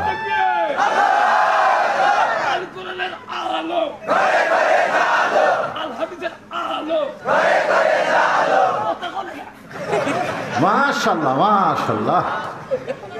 আল্লাহর বান্দারা বিরক্ত হচ্ছেন? একটু মনোযোগ দিয়ে শোনেন। গভীর রাত্রে আমার মা বোনেরা যারা পর্দার অন্তরালে, তাদের জন্য একটু ওয়াজ করার দরকার আছে না নাই? সিরাতে রাসূলের মধ্যে হয়তো তাদের ওয়াজ না পাইলে মা ফাতেমা কিন্তু সিরাতের বাহিরে না, নবীর মেয়ে, নবীর মা, সেই মা ফাতেমার কথা বলতেছি। কপালে চুম্বন দিয়া বলে স্বামী গো আসলে যাইতে হবে, আসলে যাইতে হবে, তবে আপনি এমন করে কাঁদবেন না, আমি যাওয়ার পরে আমার 3টা চাওয়া পুরা করা লাগবে। আলী কান্দের বলে ফাতেমা দুনিয়াতে গরিব ছিলাম বলে তুমি কিছুই চাইলা না, মরার পরে তুমি কি চাইবা ফাতেমা? বলে 1 নম্বর চাও। এই মা বোনেরা শোনেন, আপনারা ভালো করে শোনেন। 1 নম্বর চাও হলো রাতে মারা যাব, রাতের অন্ধকারে দাফন করা লাগবে, রাত্রে মৃত্যুবরণ করব পর্দার ভিতরে, আর দিনের বেলা বেপর্দায় দাফন করবেন। এটা চলবে না। মেয়ে মানুষের কোনো জানাজার দরকার হবে না, আমার জন্যে কোনো জানাজার ব্যবস্থা করবেন না। আলী বলতে ফাতেমা লক্ষ মানুষ তোমার জানাজায় দোয়া করবে। বলে লক্ষ মানুষের দোয়া আমার দরকার নাই, কারণ দুনিয়ার সব মানুষ যদি বলে ফাতেমা ভালো আর আপনি যদি বলেন ভালো না, মানুষের দোয়া দেওয়া ফাতেমার কোনো লাভ হবে না। আর দুনিয়ার তামাম মানুষ যদি বলে ফাতেমা খারাপ আর আপনি যদি বলেন আমার বউ ফাতেমা ভালো, এক স্বামীর সার্টিফিকেটে ফাতেমার 8টা জান্নাতের দরজা খুলে গেল। আমার মায়েদেরকে বলবো মা দুনিয়ার মানুষের ভালো দরকার নাই, আপনার স্বামী আপনাকে ভালো বলে কিনা সেই চেষ্টা সবসময় করবেন। ফাতেমা বলতেছে স্বামী গো আমার 3 নম্বর চাহিদা হলো আমার লাশটা কিন্তু খাটনিতে তুলবেন না, কারণ খাটনিতে তুলবার গেলে 4 জন পুরুষ আমাকে কান্দে নেওয়া লাগবে। খাটনি কান্দে নিতে হবে কয়জন? আমি ফাতেমার দেহের কত ওজন এটা দুনিয়ার কোনো পর পুরুষ জানুক, আমি ফাতেমা চাই না, আমি ফাতেমা চাই না। আমার বাবা যদি দুনিয়াতে থাকতো, মরা মেয়ের লাশের খাটনি বাবা কান্দে নেবার পারতো। কারণ নবী দুনিয়াতে থাকতে নবীর দুইটা মেয়ে মারা গেছে, একটা হলো রোকেয়া আর একটা হলো জয়নাব। একটা হলো রোকেয়া আর একটা হলো জয়নাব। এই দুইটা মেয়ে কিন্তু নবী দুনিয়াতে থাকতেই তারা মারা গেছে। দুইটা মেয়ে নবী থাকতে জীবিত ছিল, একটা হলো ওসমান রাদিয়াল্লাহর বউ কুলসুমা, আর একটা হলো হযরত আলীর বিবি ফাতেমা। এখন ফাতেমা বলতে তো, স্বামী গো, আমার হাসান হোসেন যদি বড় হইতো মায়ের লাশের খাটনি কান্দে নিবার পারতো। কারণ মায়ের লাশ সন্তান কান্দে নিলে কোনো সমস্যা নাই, মেয়ের লাশ বাবা কান্দে নিলে কোনো সমস্যা নাই। কিন্তু 6 মাস আগে আমার বাবা বিদায় হয়ে গেছে। আমার হাসান হোসেন এত ছোট, ওরা পারবে না। আপনি আমাকে একটু কান্দে করে, স্বামী গো, কারণ আপনি আমার সব দেখেছেন, আপনি আমারে কান্দে করে জান্নাতুল বাকির পূর্ব কোণায় সবুজ রঙের একটা বাতি জ্বলবে। সুবহানাল্লাহ। জান্নাতুল বাকির পূর্ব কোণায় সবুজ রঙের একটা বাতি জ্বলবে, ওই বাতি বরাবর আমাকে দাফন করবেন। আবু যার গিফারি কবর খুঁড়তে গেছিল কিন্তু পারে নাই। হযরত আলী ফাতেমাকে কান্দে করে নিয়ে গভীর রাত্রে জান্নাতুল বাকির গোরস্থানে দাফন করে দুইটা হাত আল্লাহর দিকে তুলে বলতেছে, আল্লাহ শুধু কষ্ট দিয়েছি নবীর কলিজার টুকরা। কত ধনী ধনী যুবকেরা ফাতেমাকে বিয়ে করতে চাইছিল, কিন্তু তুমি আল্লাহ ঘটকালি করে আমি গরিবের সঙ্গে ফাতেমার বিয়ে হলো, দুনিয়ার জীবনে সুখ দিবার পারিনি। আল্লাহ আজকে গভীর রাত্রে কবরে দাফন করে তোমার কাছে কান্দি, আমার ফাতেমাকে তুমি কবুল করে না।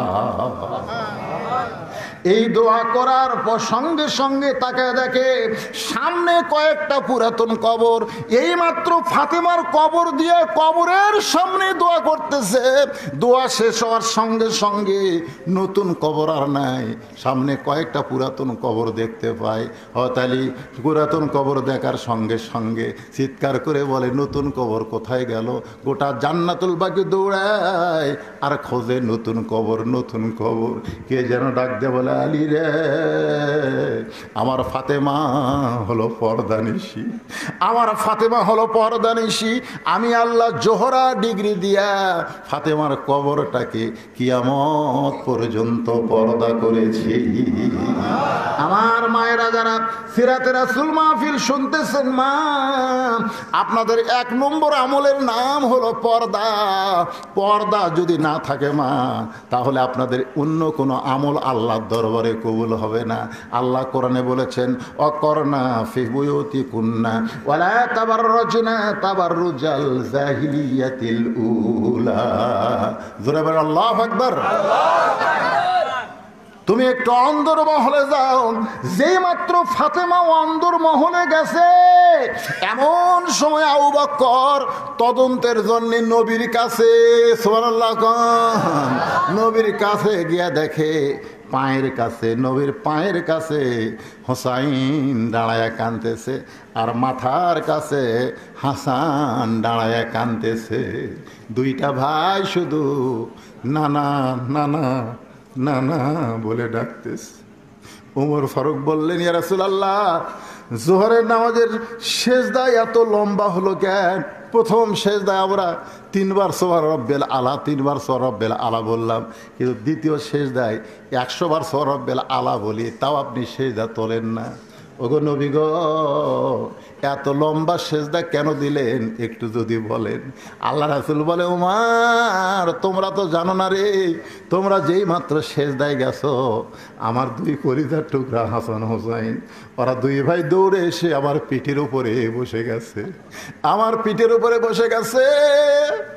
আমি ওদেরকে হাত দিয়ে নামাবার চাই, কিন্তু নামাজের মালিক আল্লাহ ডাক দে বলে, হাবিব আপনি যেমন হাসান হোসেনকে ভালোবাসেন, আমি আল্লাহ তেমন ভালোবাসি। আপনার 2 নাতি যতক্ষণ পিঠের উপরে থাকবে, আপনি সেজদা তুলবেন না। সেই 2 নাতি, একজন পায়ের কাছে, একজন মাথার কাছে, নানা নানা বলে কাঁদতেছে।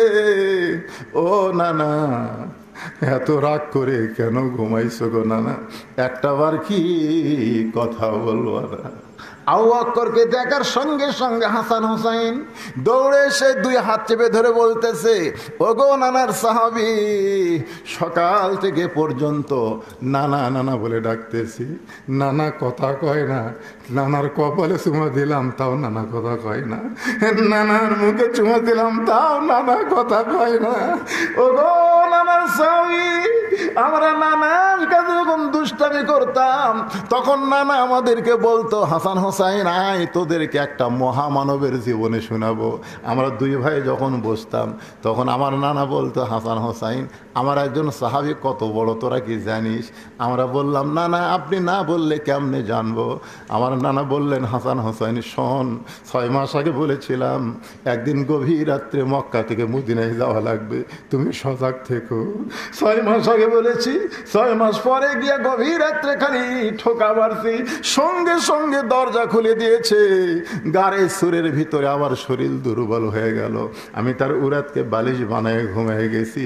সে ঘুমায়নি রে হাসান হোসাইন, একটা ছিদ্রের মুখে পা লাগাই দিলে বিষাক্ত সাপ তাকে কয়েকবার কামড় মারছে, তার চোখের পানি আমার গালে পড়ে আমি চেতন পাইছি।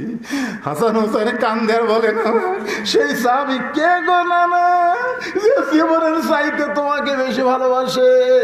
নানা বললেন, হাসান হোসাইন সেই মহামানব হলো আমার আবু বকর। হাসান হোসাইন বলে, না আবু বকর আপনার কথা এতবার আমার নানা বলেছে, নানা গল্প করেছে, আজকে নানা এমন ঘুম কেন দিল? আপনি মেহেরবানি করে একটু নানাকে ডাক দেন। আবু বকর আস্তে করে হাঁটু গেড়ে বসে নবীর কপালে একটা চুমা দিলেন। নবীর কপালে একটা চুমা দিয়ে বললেন, উমর তুমি যা বলেছ ঠিক বলেছ, আমিও তোমার সঙ্গে একমত। সুবহানাল্লাহ জোরে কর। হযরত উমরকে লক্ষ্য করে আবু বকর ঘরের মধ্যে বলতে, উমর তুমি যা বলেছ ঠিক বলেছ, আমিও তোমার সঙ্গে একমত। হাসান হোসাইন দুইটা হাতে এমন ভাবে ধরেছে, আবু বকর ঘর থেকে বের হয়ে যাচ্ছে। আয়েশা কান্দে আর বলে, বাবা 6 বছর বয়সে বিয়ে দিলে, 9 বছর বয়সে সংসারে আসলাম, আর 18 বছর আমাকে ছেড়ে নবী দুনিয়া থেকে চলে গেল, আমার জীবনের কি হবে? আবু বকর কোনো কথা বললেন না। হাসান হোসেন দুইটা হাত চেপে ধরে আছে। দরজা খুলে যখন বের হয়েছে, সমস্ত সাহাবী চিল্লায় বলতেছে, তদন্তের রিপোর্ট কি? দাফন হবে না ডাক দিলে চেতন পাবে?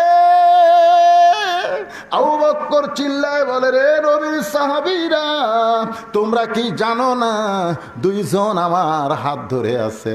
এরা কে? এদের কি তোমরা চিনো না?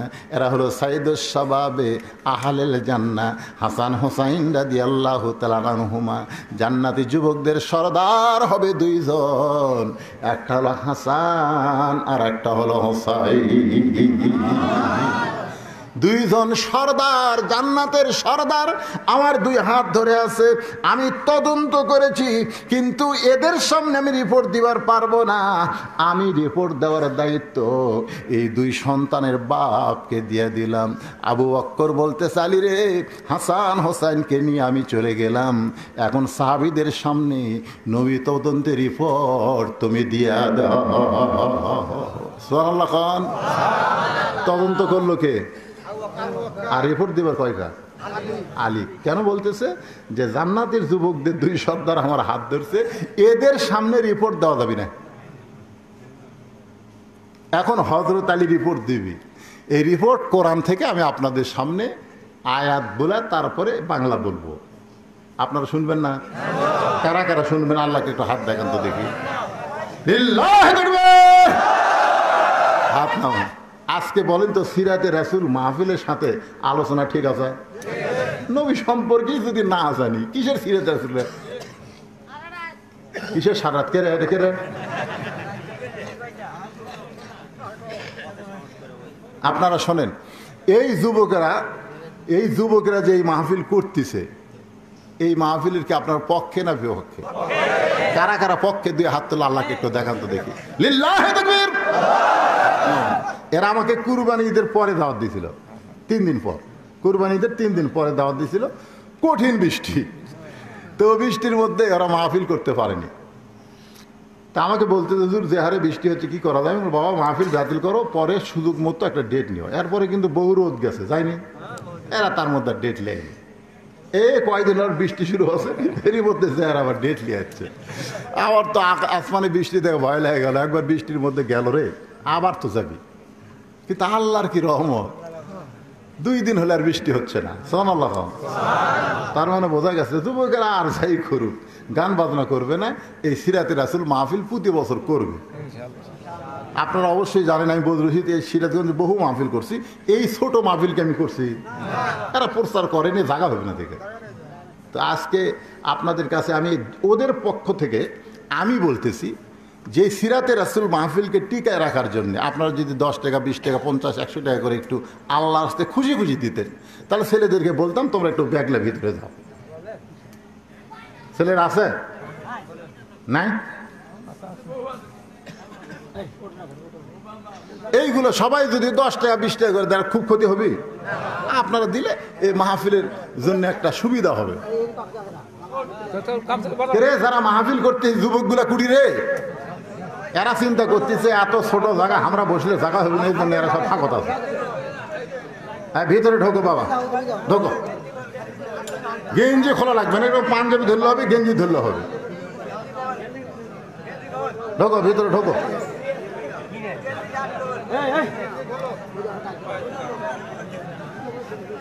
ঢুকছে ঢুকছে। বাবা কি হাতত করে টাকা লিও না, এরকম গেঞ্জি ধরো, হাতত টাকা লাগবে না, হাতত টাকা পকেটে ঢুকালে হবে না। এত জোরে জোরে জায়গা রে, এত জোরে জোরে জায়গা, টাকা বার করে ধরে আছে, টাকা না নিয়ে দৌড় দেয়। হ্যাঁ দাও, সবাই দেন বাবা, সবাই দেন, 20 টাকা 50 টাকা 100 টাকা যার যা সাধ্য গুলাই আল্লাহর রাস্তায় দেন। এই যুবকেরা প্রতি বছর যেন এরকম সিরাত মাহফিল করতে পারে, কি করতে পারে, এবং মৌসুমে যেন করে। এরকম বৃষ্টির মৌসুমে করলে হবে না। হ্যাঁ, একটা সিরাত মাহফিল সারা বছর করা যাবে, রবিউল আউয়াল মাসেই যে করা লাগবে তা না। হ্যাঁ, এই এলাকায় অনেক সিরাত মাহফিল হয়, এই রবিউল আউয়াল মাসেই হয় তা কিন্তু না। এই রবিউল আউয়াল মাস আস্তে আস্তে বর্ষা সিজনে চলে আসতেছে, আরবি মাস বুঝতেছেন না, প্রত্যেক বছর 10 দিন 11 দিন করে আগে আসে। হ্যাঁ, আপনারা দাঁড়ালেন কেন? দাঁড়াবেন না, ওরাই আপনাদের কাছে যাবে, একটু জিকির করেন লা ইলাহা ইল্লাল্লাহ, লা ইলাহা ইল্লাল্লাহ, লা ইলাহা ইল্লাল্লাহ, লা ইলাহা ইল্লাল্লাহ, লা ইলাহা ইল্লাল্লাহ, লা ইলাহা ইল্লাল্লাহ, লা ইলাহা লা ইলাহা ইল্লাল্লাহ মুহাম্মাদুর রাসূলুল্লাহ সাল্লাল্লাহু আলাইহি ওয়াসাল্লাম। আমি ভিডিও ম্যানদের বলবো এখন যেন অফ করো না, কারণ আজকের ওয়াজের আসল কথাই বাকি আছে। তোর এখন ঠিক কেনা, এরা এই পর্যন্ত যদি মানুষ শোনে আলী কি করলো, আলীকে আলীর বাপের কথা কবি না কোরআন থেকে বলবে? কারণ আলী হচ্ছে আনা মাদিনাতুল ইলমি ওয়া আলীও বাবুহা। রাসূল বলেছেন আমি হচ্ছে ইলমের শহর, আলী হচ্ছে তার দরওয়াজা। জোরে করে সুবহানাল্লাহ। এখন আপনাদের কাছে আমার একটা কথা হলো, হযরত আলীর হাত ধরে আছে হাসান হোসাইন, তদন্ত করলেন হযরত আলী, আর রাসূলের কপালে চুমা দিয়ে বললেন ওমর ফারুকের সাথে আমি একমত। জোরে করে সুবহানাল্লাহ। ওমর হুজুর কি ওরা বলতে কালেকশন করা লাগবে না। আচ্ছা, যা করছে ফেরত বের করছেন, ফেরত দেওয়ার কম আবার না, দিছি। আচ্ছা আচ্ছা ঠিক আছে, কালেকশন করা লাগবে না বলছি সবাই। আচ্ছা আচ্ছা ঠিক আছে। তারপরও এই কোটা কয়টা করছি বুঝে দিয়ে নাকি এই কয়টায় না এই কয়টা হয় দেখেন কয়টা হয়।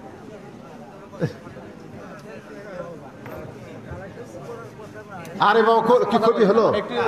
আপনি যে 10 টাকা দিলেন আপনার কি ক্ষতি হলো না লাভ হলো? কেউ যদি মনে করেন যে কালেকশন করার কথা না, এটা করছে, ক্ষতি লয় তো। এটা একটা অংশগ্রহণ, একটা সিরাত মাহফিলে আপনি জান্নাতের ব্যাংকে একটা অ্যাকাউন্ট খুলবেন। হ্যাঁ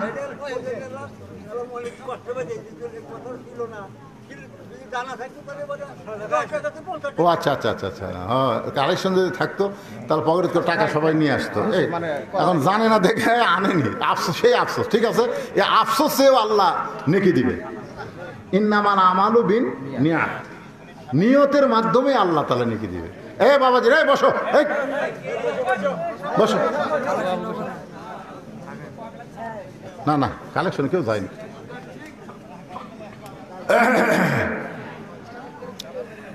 হ্যাঁ সবাই বসেন, সবাই বসেন, একটু জিকির। লা ইলাহা ইল্লাল্লাহ, লা ইলাহা ইল্লাল্লাহ, লা ইলাহা ইল্লাল্লাহ, লা ইলাহা ইল্লাল্লাহ, লা ইলাহা ইল্লাল্লাহ, লা ইলাহা ইল্লাল্লাহ, লা ইলাহা ইল্লাল্লাহ, মুহাম্মাদুর রাসূলুল্লাহ সাল্লাল্লাহু আলাইহি ওয়াসাল্লাম। আচ্ছা ঠিক আছে, কালেকশনের কথা ছিল না, যে টাকাটা উঠছে এই টাকা ওনারা মসজিদের ফান্ডে দিয়ে দিবে। আলহামদুলিল্লাহ, আমরা ছেলেদেরকে মর্দে মুজাহিদ হিসাবে আল্লাহ যেন কবুল করে। যেরকম আল্লাহ এরকম ছেলে কালেকশন করলে মন খারাপ করে, এরা সেই মাল রে। আজকের জন্য সেই দোয়া হবে, বাবা মসজিদের ফান্ডে তোমরা টাকা দিচ্ছে, সেই মসজিদে কিন্তু 5 ওয়াক্ত নামাজ পড়া লাগবে। কি কও? খালি জুম্মার দিনে ফাঁকি মারলে হবে না, জুম্মার দিনে শাহেদ দেবে আগে আসবে। হ্যাঁ, কত সুন্দর মসজিদ। এই সমস্ত যুবকদেরকে আল্লাহ তাআলা সিরাতে রাসূল মাহফিলের বরকতে 5 ওয়াক্ত নামাজি হিসাবে কবুল করুক। জোরে কোন আমিন। আল্লাহ রাসূল একদিন ফাতেমাকে বললেন, ফাতেমা একটা গোপন কথা তোমার বলতে চাই। ফাতেমা চমকে উঠে বলল, বাবা কি গোপন কথা?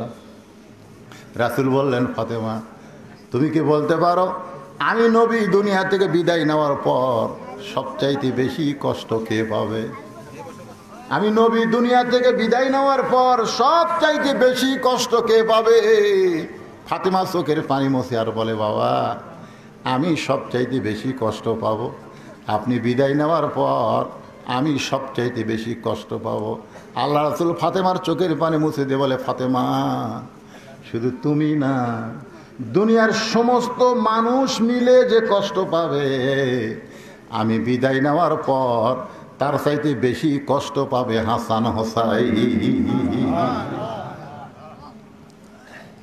এই জন্য হযরত আবু বকর বলেছিলেন, রে নবীর সাহাবীরা, রাসূলের রওজার খবর, রাসূলের রওজার খবর হাসান হোসাইনকে দিবা না। এরা ততদিন নানা নানা বলে কানবে, যতদিন মদিনার রাস্তায় কোনো সাহাবী দেখলেই বলতো আমার নানা কোথায় গেছে।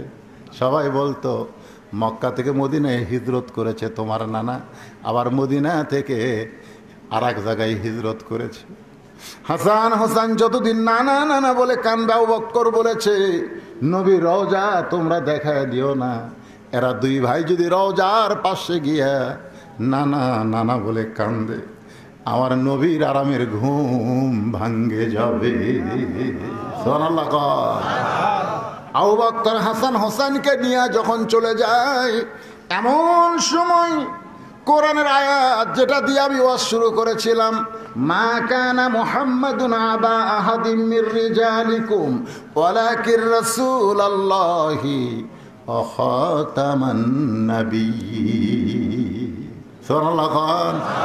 এর ফাঁকে আর একটা আয়াত বলেছিলাম, লাকাদ কানা লাকুম ফি রাসূলিল্লাহি উসওয়াতুন হাসানা। নবী হযরত আলী তদন্তের রিপোর্ট দিয়ে বলতেছে নবী কোনোদিন মরতে পারে না। আল্লাহ থাকবে যতদিন, নবীও থাকবে ততদিন। কোরআন থাকবে যতদিন, নবীও থাকবে ততদিন। নামাজ থাকবে যতদিন, নবীও থাকবে ততদিন। আজান থাকবে যতদিন, নবীও থাকবে ততদিন। দুনিয়া থাকবে যতদিন, নবীও থাকবে ততদিন। মুহাম্মদ একজন মানুষ, হাসান হোসেন নানা দুনিয়া থেকে বিদায় নিতে পারে, ফাতেমার বাবা দুনিয়া থেকে বিদায় নিতে পারে, আলীর শ্বশুর দুনিয়া থেকে বিদায় নিতে পারে, কিন্তু নবী কোনোদিন বিদায় নেবে না। নবী থাকবে নবীর উম্মতের আমলের ভিতরে জিন্দা, ধরে বলেন ঠিক কিনা? নবীর উম্মতেরা আমল করবে, নবী জিন্দা, আমল ছেড়ে দিবে, নবী মুর্দা হয়ে যাবে। বাজান একটু খেয়াল করেন, যখন নবী মক্কা বিজয় করলেন, মক্কা বিজয় করার পরে আল্লাহ রাসূল সর্বপ্রথম বললেন, আল্লাহর কাবা ঘর আমরা তাওয়াফ করব। কাবা ঘর তাওয়াফ করতে করতে এক সময় নবী বললেন, আমরা যেই ঘর তাওয়াফ করতেছি এই ঘরের খবর আমাদের আগে জানা লাগবে। আল্লাহর ঘর, সেই ঘরের দরজা আছে না নাই? দরজা খুলে নবী দেখলেন 360টা মূর্তি কাবা ঘরের মধ্যে ঢুকেছে। ওমর ফারুক বললেন, সি সি, আল্লাহর ঘরের মধ্যে কাফেরদের মূর্তি। রাসূল বলে, ওমর, কাবা ঘর ভালো থাকবে যতদিন, আল্লাহওয়ালা মানুষ কাবার পাশে থাকবে যতদিন। আল্লাহওয়ালারা যদি কাবার পাশে না থাকে তাহলে আল্লাহর ঘরের মধ্যেও কাফেরদের মূর্তি ঢোকে। আজকে নবীর সুন্নাত যদি আমাদের কাছে না থাকে তাহলে ওই খ্রিস্টানদের, ইহুদের সংস্কৃতি আমাদের মধ্যে চলে আসবে। জোরে কোন কথা ঠিক না? জান্নাতি যুবকদের সর্দার হাসান হোসেন হবে, মেসি নেইমার কোনোদিন জান্নাতের সর্দার হবে না। আজকে বাংলাদেশের যুবকেরা মেসি নেইমারকে নিয়ে পাগল, মেসির জার্সি পরে, নেইমারের জার্সি পরে, আর্জেন্টিনার পতাকা টাঙ্গায়, ব্রাজিলের পতাকা টাঙ্গায়। তোমরা জানো বিশ্বকাপ যখন খেলা হলো তখন কিন্তু শীতকাল ছিল, তোমরা এত লম্বা লম্বা পতাকা সিরাজগঞ্জে টাঙ্গাইছিলে, ওই পাঙ্গাসি থেকে শুরু করে এত পতাকা তোমরা টাঙ্গাইছো। ওই পতাকার টাকা যদি গরিবদের তোমরা দিয়া দিতে, শীতের কাপড়, আল্লাহ রাসূল বলেছেন অমুকসির উরিয়ান, যারা গরিবদেরকে বস্ত্র দেয় আল্লাহর জান্নাত তাদের জন্য আশা করে থাকে। এই জন্যে বিদেশি সংস্কৃতি আমরা গ্রহণ না করে নবীর সুন্নাত যদি আমরা গ্রহণ করি তাহলে নবী জিন্দা, নবী মদিনায় নাই, নবী আছে আমাদের কলিজায়। দিলের আয়না খুলে, দিলের আয়না খুলে দেখ না চেয়ে সোনার মদিনা, একটু চোখ বন্ধ করে দিলের আয়না খুলে দেখ না চেয়ে সোনার মদিনা, কলিজায় বসত করে মানুষ একজনা।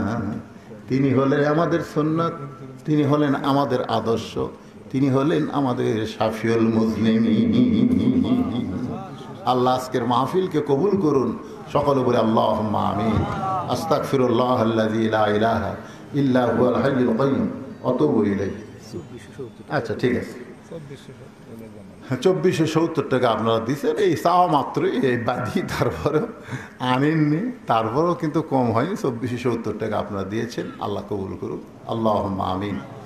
আল্লাহুম্মা আনতাস সালাম ওয়া মিনকাস সালাম, তাবারাকতা ইয়া যাল জালালি ওয়াল ইকরাম। আয় আল্লাহ, তোমার যুবক বান্দারা, যুবকেরা গান বাজনা না করে সুন্দর একটা মাহফিলের আয়োজন করেছে। আল্লাহ, দুদিন ব্যাপী মাহফিলের সমাপনী রজনীতে আল্লাহ তোমার বান্দা বান্দিদেরকে সঙ্গে করে নিয়ে রাত 12টার পর রহমতের দরজায় ফকির হয়ে দোকানে হাত তুলেছে। আল্লাহ মেহেরবানি করে আজকের মাহফিল আমাদের সকলের হেদায়েতের জন্যে, নাজাতের জন্যে, জান্নাতের জন্যে, রাসূলের উম্মত হওয়ার জন্যে আল্লাহ তুমি কবুল করে নাও। আজকের মাহফিলের শুরু থেকে শেষ পর্যন্ত যতটুকু আলোচনা হয়েছে আল্লাহ, এর মধ্যে ত্রুটি হলে, ভুল হলে মাফ করে দাও, এর জাহাদিয়া মঞ্জুর করো। সোনার মদিনায় নবী পাকের রওজা মুবারকে আল্লাহ তুমি কবুল করে নাও। তামাম আম্বিয়ায়ে কেরাম, সাহাবে কেরাম, উম্মাহাতুল মুমিনিন, শহীদ, শহীদান, জান্নাতুল বাকি, জান্নাতুল মাওসহ পৃথিবীর যত গোরস্থানে, ইসলামপুর গোরস্থানে যত মুর্দা শুয়ে আছে আল্লাহ, সকলের কবরে আজকের সওয়াবকে আপনি কবুল করে। আয় আল্লাহ তাআলা, আমরা যারা হাত তুলেছি, আমাদের জনম দুঃখনী মা যাদের কবরে গেছে, ছোট্ট একটা শব্দ হলো মা, মা যাদের কবরে গেছে আল্লাহ মেহেরবানি করে মায়ের কবরটা জান্নাতের টুকরা বানায় দাও। বাবার বাড়ি ঘর সবই আছে, আমি সহ আমরা যারা বাবা হারা এতিম হয়ে গেছি আল্লাহ, বাবার কবরটাকে জান্নাতের টুকরা বানায় দাও। দাদা দাদি নানা আত্মীয় স্বজন শ্বশুর শাশুড়ি যাদের কবরে গেছে আল্লাহ কবরবাসীদের মাফ করে দাও। আল্লাহ আমার মায়েরা পর্দার অন্তরালে বসে বসে ওয়াজ শুনেছি আল্লাহ আবিদা সালিহা পর্দা নিশি কবুল করে মা ফাতেমার চরিত্র দান করে দাও। আমাদের মধ্যে আমরা কেউ অসুস্থ আছি আল্লাহ আল্লাহ সুস্থতার নিয়ামত দান করো। যে যুবকেরা কষ্ট করে মেহনত করে টাকা পয়সা খরচ করে আজকের জান্নাতের বাগান লাগাইছে এই সকল যুবকদেরকে আল্লাহ তুমি হেদায়েতের মালা পরায়া দাও। এই যুবকগুলোকে আল্লাহ তুমি 5 ওয়াক্ত নামাজি কবুল করো। এই যুবকদের মধ্যে লেখাপড়া যারা করে মাথার জেহানি শক্তি বাড়ায় দাও। যারা পরীক্ষা দিবে ভালো রেজাল্ট করার তৌফিক দাও। যারা খেতে খামারে কাজ কাম করে তাদের শরীরে সুস্থতা দান করো।